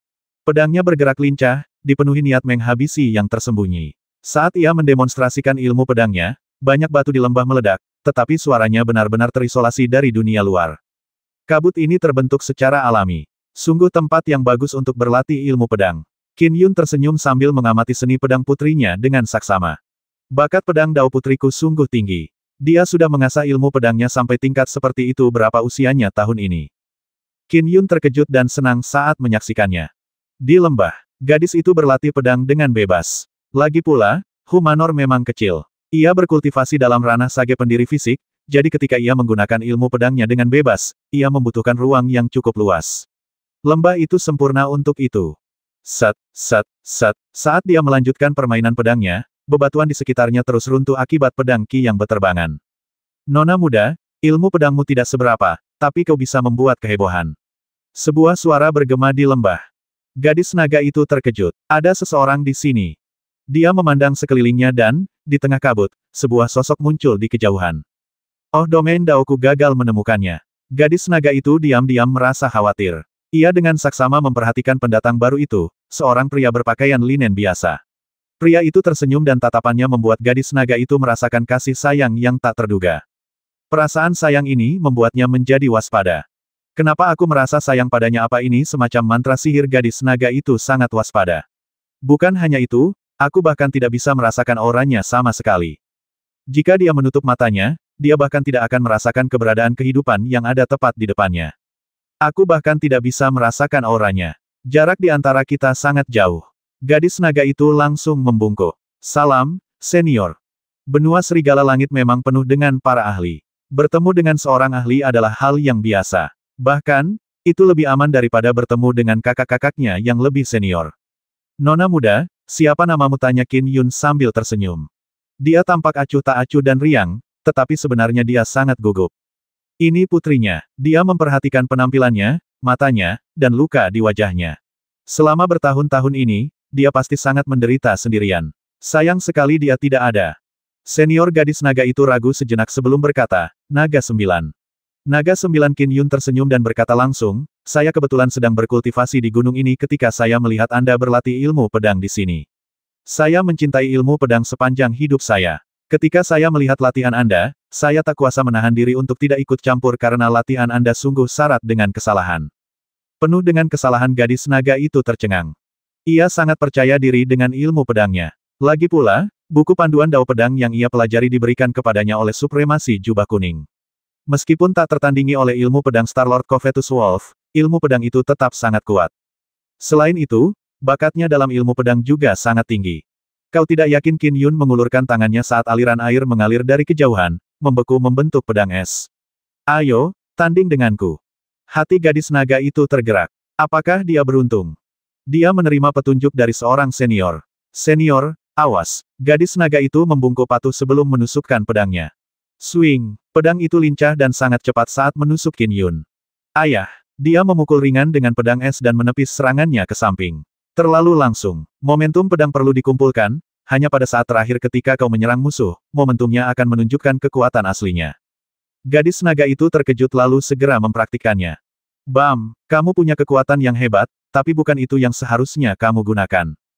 Puff, serangan ini terlalu tidak jelas. Sama sekali tidak menentukan. Dengan ranah pedang Dao Qin Yun saat ini, Chufu adalah satu-satunya pendekar pedang yang sebanding dengannya di dunia Skywolf. Tindakannya yang menindas seorang wanita muda di ranah jiwa esensi cakrawala pertama setara dengan orang dewasa yang melawan bayi. Ia melihat kekurangan di mana-mana dan dengan mudah memanfaatkannya. Di sebuah aula di Treasure Elephant Palace, berbagai layar proyeksi mengambang yang menggambarkan adegan dari 300 lebih murid yang disebutkan namanya ditampilkan. Sekelompok petani mengawasi mereka setiap saat. Kompetisi para murid adalah sesuatu yang sangat penting bagi supremasi. Tentu saja mereka perlu memantaunya dengan saksama. Lihat, gadis naga bernama Yi itu beruntung. Dia beruntung. Sejumlah petani memandang dengan rasa ingin tahu. Dalam proyeksi itu, seni pedang Yi berulang kali deralkan oleh Qin Yun. Bukankah itu pelindung Qin Yun yang baru dipromosikan? Dia juga pendekar pedang Dao Seeking Sword Mansion. Kudengar Tuan Chufu mengundang banyak jenderal tempur untuk menyambutnya. Penjaga Qin Yun ini tampaknya manusia biasa, tetapi ilmu pedangnya luar biasa dalam.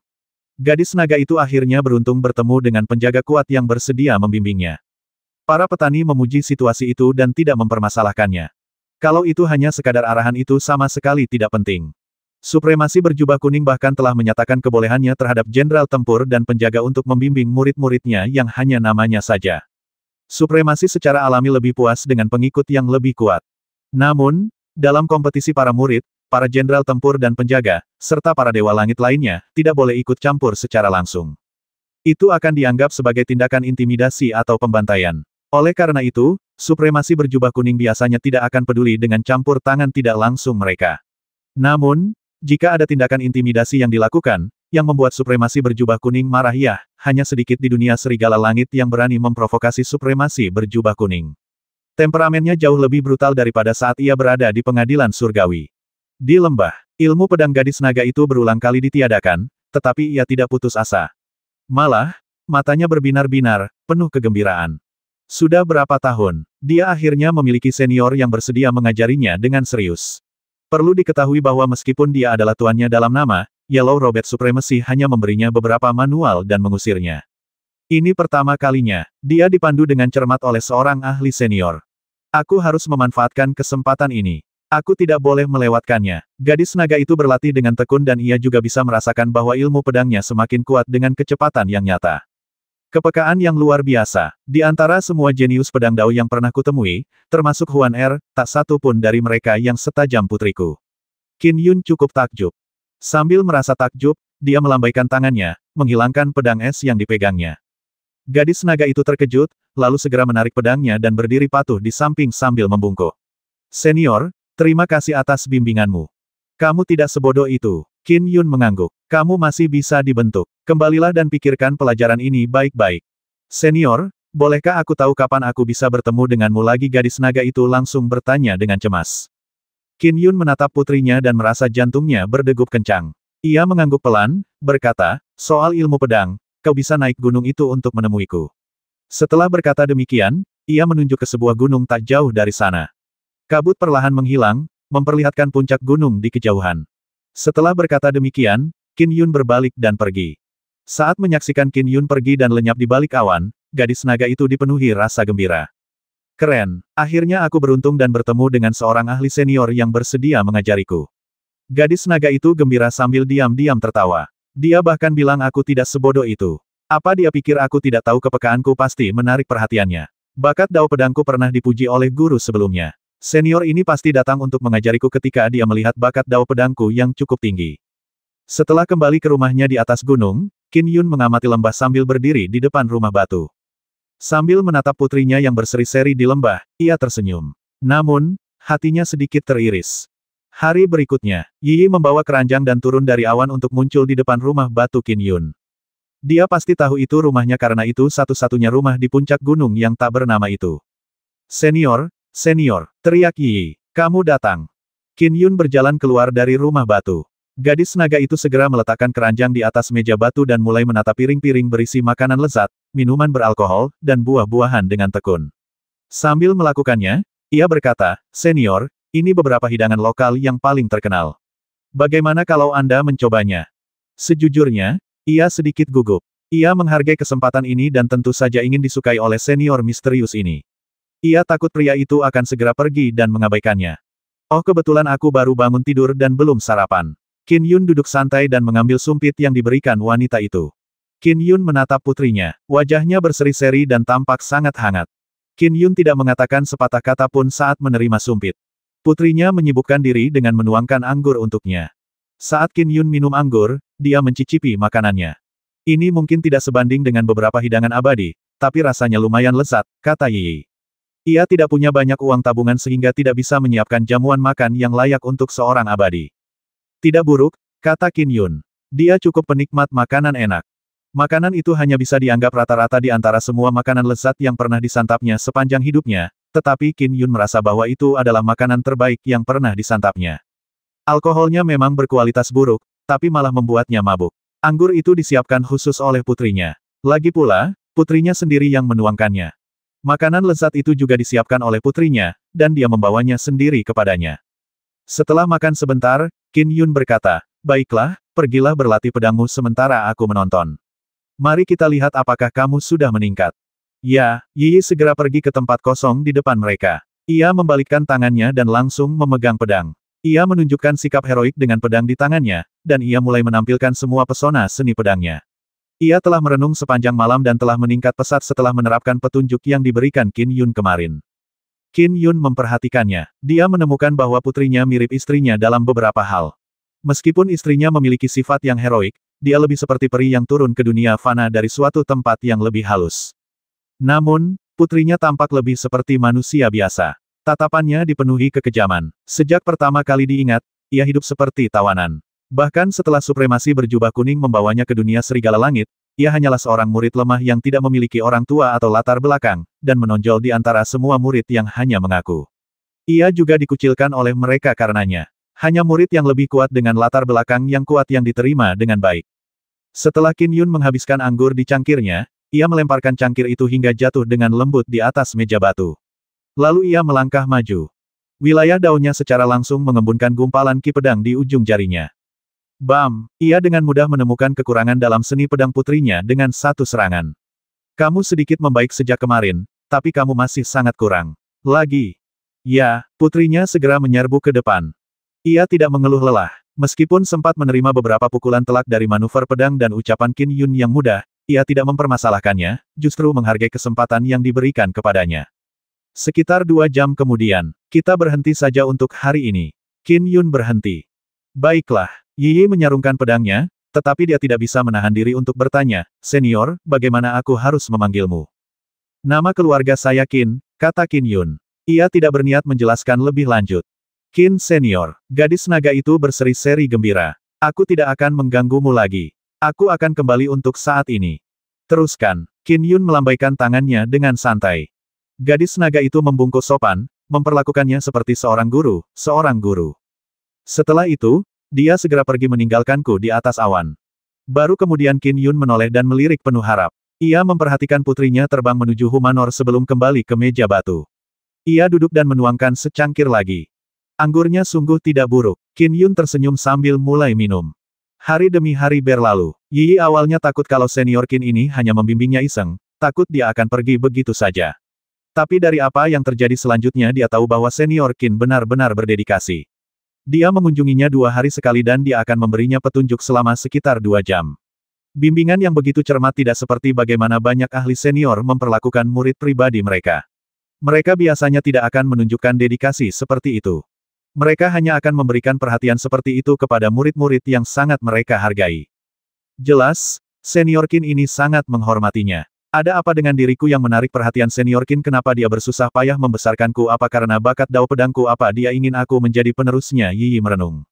Tapi aku takkan pernah bisa menjadi penerusnya karena aku murid guru. Dalam pertempuran sengit antara lebih dari 300 murid, hanya 3 yang akan hidup. Aku tak tahu kapan aku akan mati, jadi bagaimana aku bisa menjadi penerusnya? Sudah setengah tahun sejak Qin Yun bertemu putrinya. Qin Yun terbang tinggi di langit, memandang ke bawah ke sebuah kota.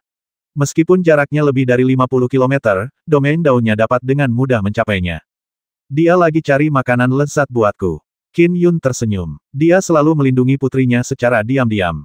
Meskipun putrinya telah mengambil inisiatif untuk bertarung melawan ibel jiwa esensi, Qin Yun tidak akan ikut campur kecuali nyawa putrinya dipertaruhkan.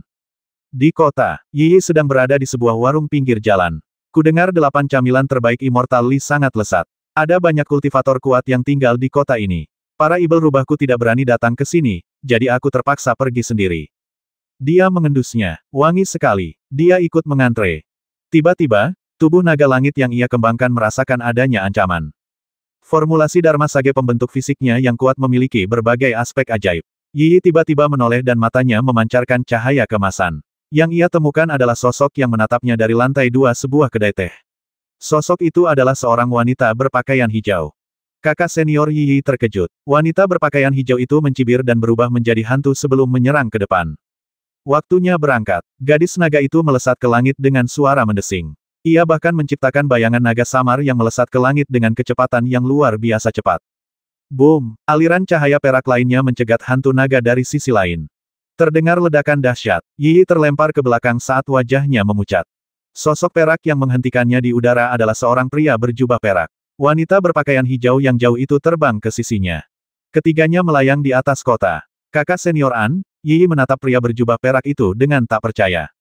Yi kecil, apa kau terkejut? Wanita berbaju hijau itu tertawa terbahak-bahak. Aku ingat waktu kau masih kecil. Kau suka sekali membuntuti kakak senior An. Kakak senior An, apa kau berencana menghabisiku? Yi menatap tajam ke arah pria berjubah perak itu. Ia mengerutkan kening. Guru berkata hanya 3 dari kami, murid yang namanya saja, yang bisa bertahan hidup. Maaf, Suster Junior, saya tidak ingin mati. Baiklah, Yi mengangguk sementara air mata mulai mengalir di pipinya. Haha, dia terlihat sangat sedih. Dulu saat kita masih di bawah asuhan guru, kau paling menyukai kakak senior An, kan? Hahaha, gadis muda yang menggelikan, kata wanita berbaju hijau itu. Jika kau memilih untuk tetap menjadi manusia biasa, tidak baik bagi kami untuk menghabisimu. Setelah 100 tahun, segel guru akan aktif dan kau bisa mati dengan tenang. Tapi karena kau telah menembus alam jiwa esensi, kau sekarang juga ikut serta dan kakak senior An harus menghabisimu. Kenapa kakak senior An tidak menghabisimu, kakak senior Yu? Yi tak kuasa menahan diri untuk bertanya. Itu karena kita sekutu, kata wanita berbaju hijau itu sambil tersenyum. Di antara 300 lebih rekan murid, beberapa telah berkultivasi lebih awal, mencapai alam jiwa esensi cakrawala ketiga. Kita tentu harus membentuk aliansi. Kakak senior An, daripada beraliansi denganku, kau malah ingin menghabisiku. Yi menatap pemuda berjubah perak itu. Dia mengerutkan kening. Namun, wanita berbaju hijau itu mendengus. Untuk bersekutu dengan kami, syarat minimumnya adalah ranah jiwa esensi cakrawala kedua. Lagi pula, kau memang manusia biasa sejak awal. Baiklah, karena kau sudah tahu segalanya, saatnya kau mati. Jika kau tahu yang terbaik untukmu, jangan melawan. Dengan lambaian tangannya, sinar jarum melesat keluar. Yi segera terbang sambil mengacungkan pedangnya untuk menangkis serangan itu.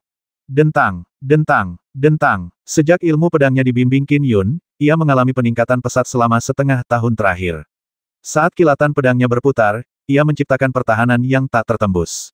Gerakannya mirip dengan kilatan pedang siklik, tetapi masih sangat kasar. Akan tetapi, itu sudah lebih dari cukup untuk membantunya menghadapi harta dharma dari ibel wanita alam jiwa esensi cakrawala kedua. Kakak senior An, kenapa kau tidak melakukan apa-apa? Ekspresi wanita berbaju hijau itu berubah saat dia mendesaknya untuk bertindak. Dia membaik secepat itu. Ekspresi pemuda berjubah perak itu sedikit berubah saat ia segera menerjang maju. Ia juga berkultivasi dalam formula Dharma Sage pembentuk fisik dan mahir dalam pertarungan jarak dekat. Ia mengayunkan tombaknya. Yi merasa sulit untuk mengubur kenangan masa kecilnya. Dulu, ketika ia dibawa ke dunia serigala langit oleh supremasi jubah kuning, ia sama sekali tidak menyadari keberadaannya di istana gajah harta karun. Ia masih bayi. Saat itu, kakak senior An merawatnya dengan sangat baik. Ia sering membawakannya makanan lezat. Baginya, dia seperti seorang kakak laki-laki yang memperlakukannya dengan baik, tetapi sekarang kakak laki-laki yang disayanginya itu hendak menghabisinya. Ia hanya bisa menelan ludahnya sambil mengacungkan pedang di tangannya untuk menangkis serangan kakak dan adiknya. Di bawah bimbingan Qin Yun, ilmu pedangnya menjadi sangat hebat dalam hal pertahanan. Meskipun ia tidak mampu mengalahkan kakak dan adiknya, ia mampu menjaga keselamatannya sendiri. Berapa usianya bahkan belum 20. Tapi dia bisa menangkis serangan gabungan kita. Dua jiwa esensi cakrawala kedua wanita berbaju hijau itu mengirimkan transmisi suara mendesak. Kakak senior An, pikirkan sesuatu. Ilmu pedangnya jauh lebih hebat daripada terakhir kali kita bertemu dengannya. Aku tidak bisa berbuat apa-apa untuk menembusnya. Pemuda berjubah perak itu juga terkejut. Meskipun ia memiliki bakat luar biasa, dengan mencapai alam jiwa esensi cakrawala kedua setelah berkultivasi selama lebih dari 130 tahun, ia hanya dianggap memiliki kemampuan rata-rata di antara banyak murid supremasi jubah kuning yang hanya mengaku. Dan sekarang, bayi perempuan muda itu, yang selalu membuntutinya, yang ia rawat dengan penuh kasih sayang memiliki potensi yang jauh lebih tinggi daripada dirinya. Namun demi masa depannya sendiri, dia tidak bisa bersikap lunak padanya. Pengejaran tanpa henti terus berlanjut. Yi gagal mengalahkan mereka, dan hanya dengan menggunakan salah satu mantra terlarang tubuh naga langitnya dia berhasil melukai kakak perempuannya dan menghindari kejaran mereka. Di samping danau di alam liar, Yi mendarat perlahan. Batuk. Yi batuk darah sambil duduk bersila di tepi danau. Ia berusaha sekuat tenaga untuk menstabilkan kekuatan dharmanya yang kacau. Dia butuh waktu untuk pulih secara bertahap. Dia menatap danau di depannya dengan linglung sementara tetesan air mata mengalir di pipinya. Dia tiba-tiba menundukkan kepalanya dan menangis. Semuanya palsu gumamnya sambil terisak. Di hutan belantara tak jauh dari sana, Qin Yun berdiri sambil menonton dalam diam. Sehari kemudian, di gunung tak bernama di depan rumah batu. Qin Senior, Yi mendarat dengan keranjang di tangan seperti biasa. Qin Yun sudah duduk di dekat meja batu sambil memperhatikannya masuk. Yi tersenyum sambil meletakkan keranjang di atas meja batu dan mulai mengeluarkan piring-piring. Senior Qin, cepat cicipi ini. Masih panas. Rasanya tidak akan seenak dulu kalau sudah dingin. Oke, Qin Yun mengangguk. Ia menuangkan segelas anggur untuk dirinya sendiri sebelum menundukkan kepala dan meneguknya. Entah mengapa, dia merasa rasa anggur hari ini pahit. Perasaan tidak berdaya ini membuat Qin Yun dipenuhi amarah dan kemarahan. Senior Qin, biar aku yang menuangkan alkohol untukmu, kata Yi. Tidak perlu. Duduklah dan makanlah bersamaku, perintah Qin Yun. Ia melambaikan tangannya, dan sumpit serta cangkir anggur muncul di sampingnya. Yi terkejut lalu dia duduk dengan patuh. Di sini, kamu selalu yang menuangkan anggur untukku. Kali ini, mari kita minum bersama. Qin Yun secara pribadi menuangkan secangkir anggur untuk putrinya. Yi menatap gelas anggur di depannya, lalu menatap Qin Yun. Air matanya tak henti-hentinya mengalir. Gadis muda, apa yang kau tangisi, tanya Qin Yun.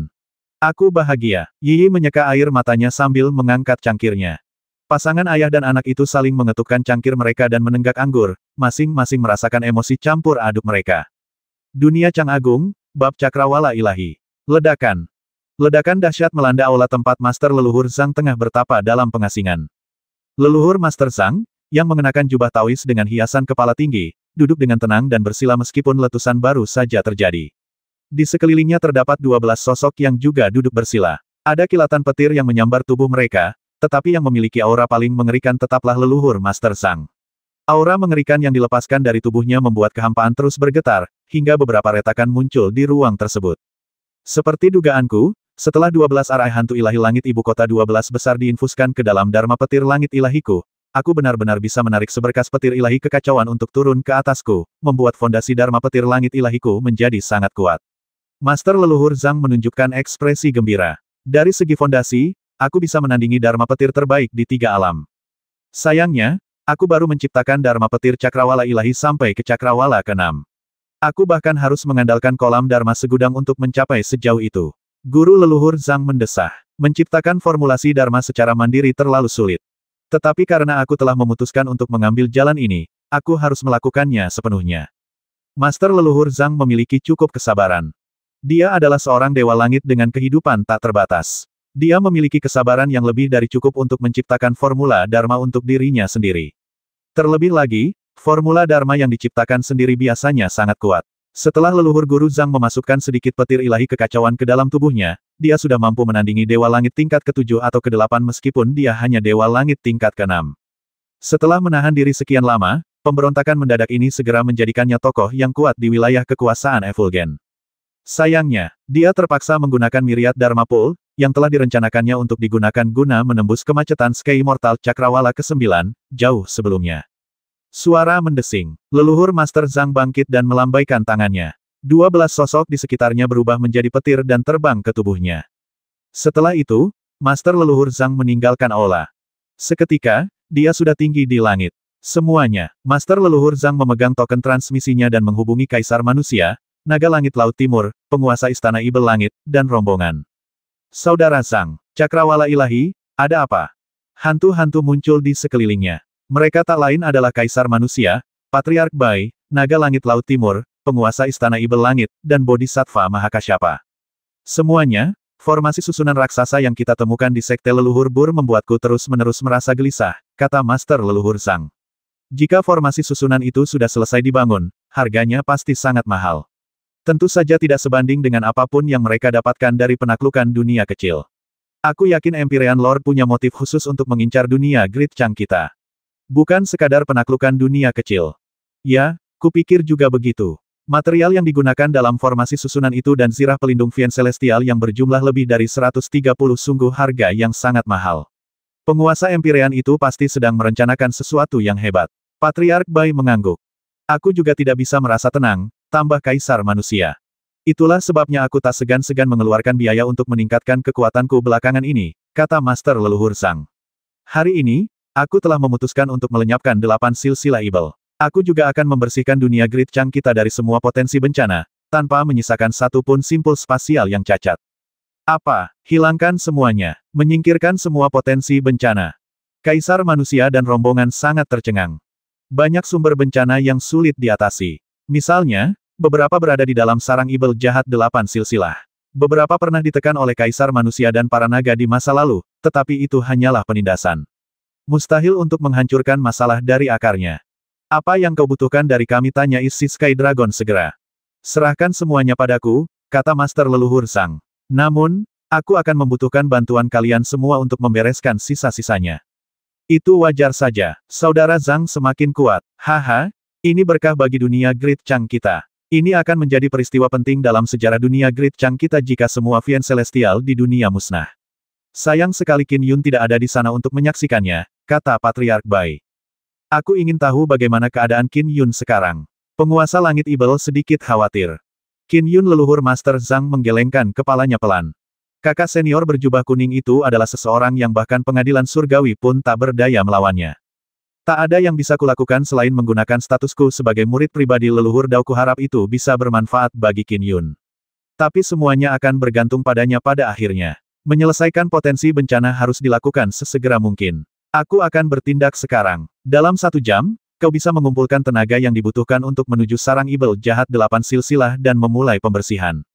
Baiklah, dunia Great Chang kita telah ada sejak zaman kuno. Akhirnya, kita berhasil menyingkirkan ancaman garis keturunan Vien Celestial sepenuhnya. Aku tidak pernah menyangka kita akan melihat hari seperti ini. Semua orang merasa gembira. Master Leluhur Zhang mengangguk dan memutuskan transmisi. Waktunya berangkat. Pikiran Leluhur Master Zhang tergerak. Dengan serangkaian desisan, kilat melesat keluar dari tubuhnya dan menuju ke sisinya. Total ada 12 sosok, tubuh mereka sesekali memancarkan kilat. Mereka adalah 12 dewa petir. Pertama-tama, aku akan pergi ke prefektur Yi untuk menghabisi Gunung Ular Leluhur. Kau bertanggung jawab mengawasi 7 garis keturunan Ibel yang tersisa. Segel kekosongan dan cegah mereka melarikan diri, perintah Master Leluhur Zhang. Baik, Tuan. Ke-12 dewa petir itu berbicara dengan hormat. Mereka terbang. 12 Ibel dewa petir terpecah menjadi 7 aliran. 2 dikirim ke garis keturunan yang lebih kuat dari 7 garis keturunan untuk mengawasi mereka dengan ketat.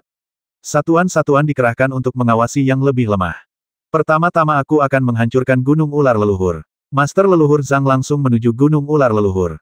Ular Gunung Leluhur adalah garis keturunan yang paling merepotkan di antara 9 silsilah Ibel jahat di masa lalu. Ia juga yang paling ingin disingkirkan oleh Leluhur Master Zhang. Seluruh dunia Great Chang tengah bersiap untuk membersihkan dunia dari makhluk-makhluk gaib. Itu juga akan mengakhiri semua bencana potensial. Ini adalah periode kritis dalam sejarah dunia Great Chang. Namun jauh di dunia Skywolf, Qin Yun tidak tahu apa yang terjadi di dunia asalnya. Bam, bam, bam. Yi Yi melancarkan ilmu pedangnya terhadap Qin Yun dalam pertandingan latih tanding. Qin Yun kadang-kadang sengaja membimbingnya, membiarkan Yi Yi menikmati pertempuran saat ia melancarkan ilmu pedangnya dengan lebih lancar.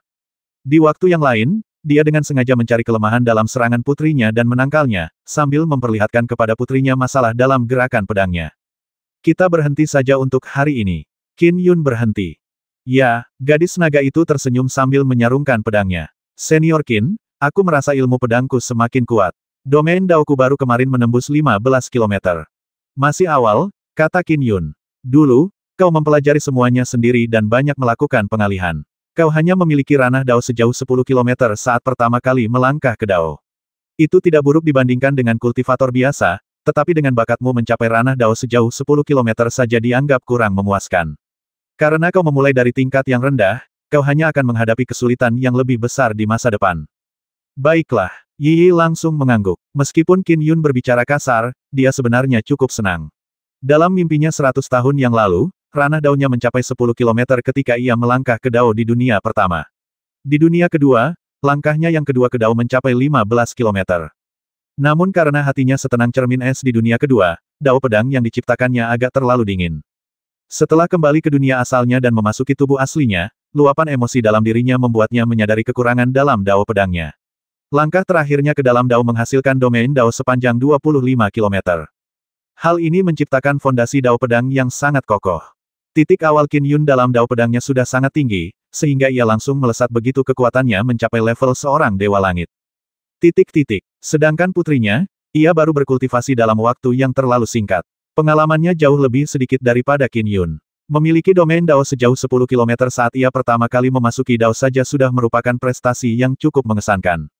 Putra Qin Yun, Meng Huan, hanya memiliki domain dao sejauh 5 km saat ia pertama kali memasuki dao.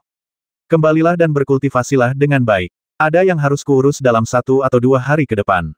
Kembalilah dalam 3 hari, perintah Qin Yun. Baiklah, aku pergi dulu. Yi Yi tersenyum dan segera pergi. Saat Qin Yun menyaksikan putrinya pergi di atas awan, ekspresinya berubah serius. Saya harus menyelamatkan putri saya sesegera mungkin. Tidak diketahui kapan supremasi berjubah kuning akan keluar dari pengasingan. Aku tidak bisa terus menunggu. Terakhir kali putriku menghadapi bahaya, aku tak bisa ikut campur karena itu adalah kompetisi antar murid, pikir Qin Yun. Supremasi berjubah kuning mengatur kompetisi para murid dan melarang jenderal tempur dan penjaga ikut campur. Tak seorang pun berani menentangnya. Jika aku mencoba istana gajah harta karun mungkin akan segera mengirim sekelompok jenderal tempur dan penjaga untuk menangkapku. Karena aku tidak bisa ikut campur, apakah aku harus menyaksikan tanpa daya saat putriku diburu? Qin Yun dipenuhi amarah dan perasaan tidak berdaya ketika dia melihat putrinya dikejar 2 hari lalu. Dia terus-menerus tersiksa oleh emosi ini selama 2 hari terakhir. Hanya ada satu cara bagiku untuk memiliki harapan menyelamatkan putriku. Itulah cara untuk berhasil menciptakan formulasi Dharma Jiwa Esensi Abadi Pedang dan memadatkan jiwa esensi. Dengan begitu, aku akan menjadi satu-satunya orang di 3 alam selain leluhur Dao Agung tertinggi yang mampu menciptakan formula Dharma Jiwa Esensi Abadi Pedang. Menurut guru leluhur Zhang, Dewa Surgawi Harta Karun Numinous kemungkinan besar akan menerimaku sebagai murid. Setelah aku menjadi murid pribadi leluhur Dao, supremasi berjubah kuning akan memperlakukanku dengan baik sebagai murid Istana Tur Hijau, meskipun sifatnya berubah-ubah. Lagi pula, Istana Tur Hijau adalah pendukungnya. Jika dia menyinggung Istana Tur Hijau, dia akan benar-benar dijauhi. Qin Yun memahami hal ini. Supremasi berjubah kuning mampu menjalani kehidupan tanpa beban meskipun memberontak terhadap pengadilan surgawi. Di satu sisi, itu karena ia cukup kuat, dengan kekuatan yang setara dengan Dewa Emas dan Buddha. Ia juga bersembunyi di dunia kecil. Di sisi lain, itu karena ia mendapat dukungan dari Green Turing Palace. Selama setengah tahun terakhir, saya terus menyempurnakan formulasi Dharmik Jiwa Esensi saya. Saya bisa saja memadatkan jiwa esensi sejak lama, tetapi saya hanya berharap formula itu sesempurna mungkin. Tapi aku tidak bisa menunda lebih lama lagi. Saya akan melakukannya hari ini. Aku akan mencoba memadatkan jiwa esensi. Keberhasilan atau kegagalan akan bergantung pada upaya ini. Qin Yun telah mengambil keputusan. Malam itu, ia menyusun lapisan-lapisan formasi susunan di sekeliling gunung tak bernama itu. Dan di dalam rumah batu, Qin Yun duduk bersila di atas tempat tidur. Aroma dari sebatang dupa pemanggil jiwa terpancar ke seluruh rumah batu, membawa pikiran dan hati Qin Yun ke alam yang sangat halus. Setelah semuanya siap, tibalah waktunya untuk menerobos. Qin Yun mengeluarkan sebuah botol hitam, dan seberkas cahaya melesat keluar, masuk ke mulutnya, dan ditelan ke dalam perutnya. Rasa sejuk merasukinya, membuat pikiran dan hatinya terasa semakin halus. Fiuh! Qin Yun menyimpan botol hitam itu dan mengembuskan napas perlahan sambil mengamati dantiannya dalam-dalam. Di tengah dantiannya melayang inti emas berwarna ungu keemasan yang bulat. Sudah lebih dari setahun sejak terakhir kali ia mencoba terobosan ini. Inti emas keunguan dan jiwanya telah lama pulih. Terlebih lagi, dengan terobosan ranah dao pedangnya, jiwanya telah diperkuat sekali lagi. Kegagalan terobosan terakhir kali mengakibatkan kekuatan Dharmaku mengamuk. Untungnya, aku masih cukup sadar untuk mengendalikan kembali kekuatan Dharmaku, jika tidak, aku pasti sudah lama mati. Saat Qin Yun menatap inti emas ungu keemasannya, ia juga merasakan sedikit tekanan. Terobosan yang umum dan terobosan yang menggunakan formulasi dharmik yang diciptakan sendiri sangat berbeda. Terobosan-terobosan khas dilakukan sesuai dengan rumusan dharma para pendahulu. Ada pengalaman sukses yang dipetik dari generasi ke generasi. Rumusan dharma itu sendiri sudah sangat sempurna. Bahkan jika seseorang gagal memadatkan jiwa esensi, biasanya hal itu tidak mengancam jiwa. Adapun untuk menciptakan formulasi dharmik secara mandiri.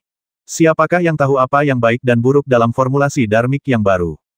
Formulasi dharma yang cacat tidak hanya akan gagal memadatkan jiwa esensi, tetapi bahkan dapat menyebabkan inti emas retak.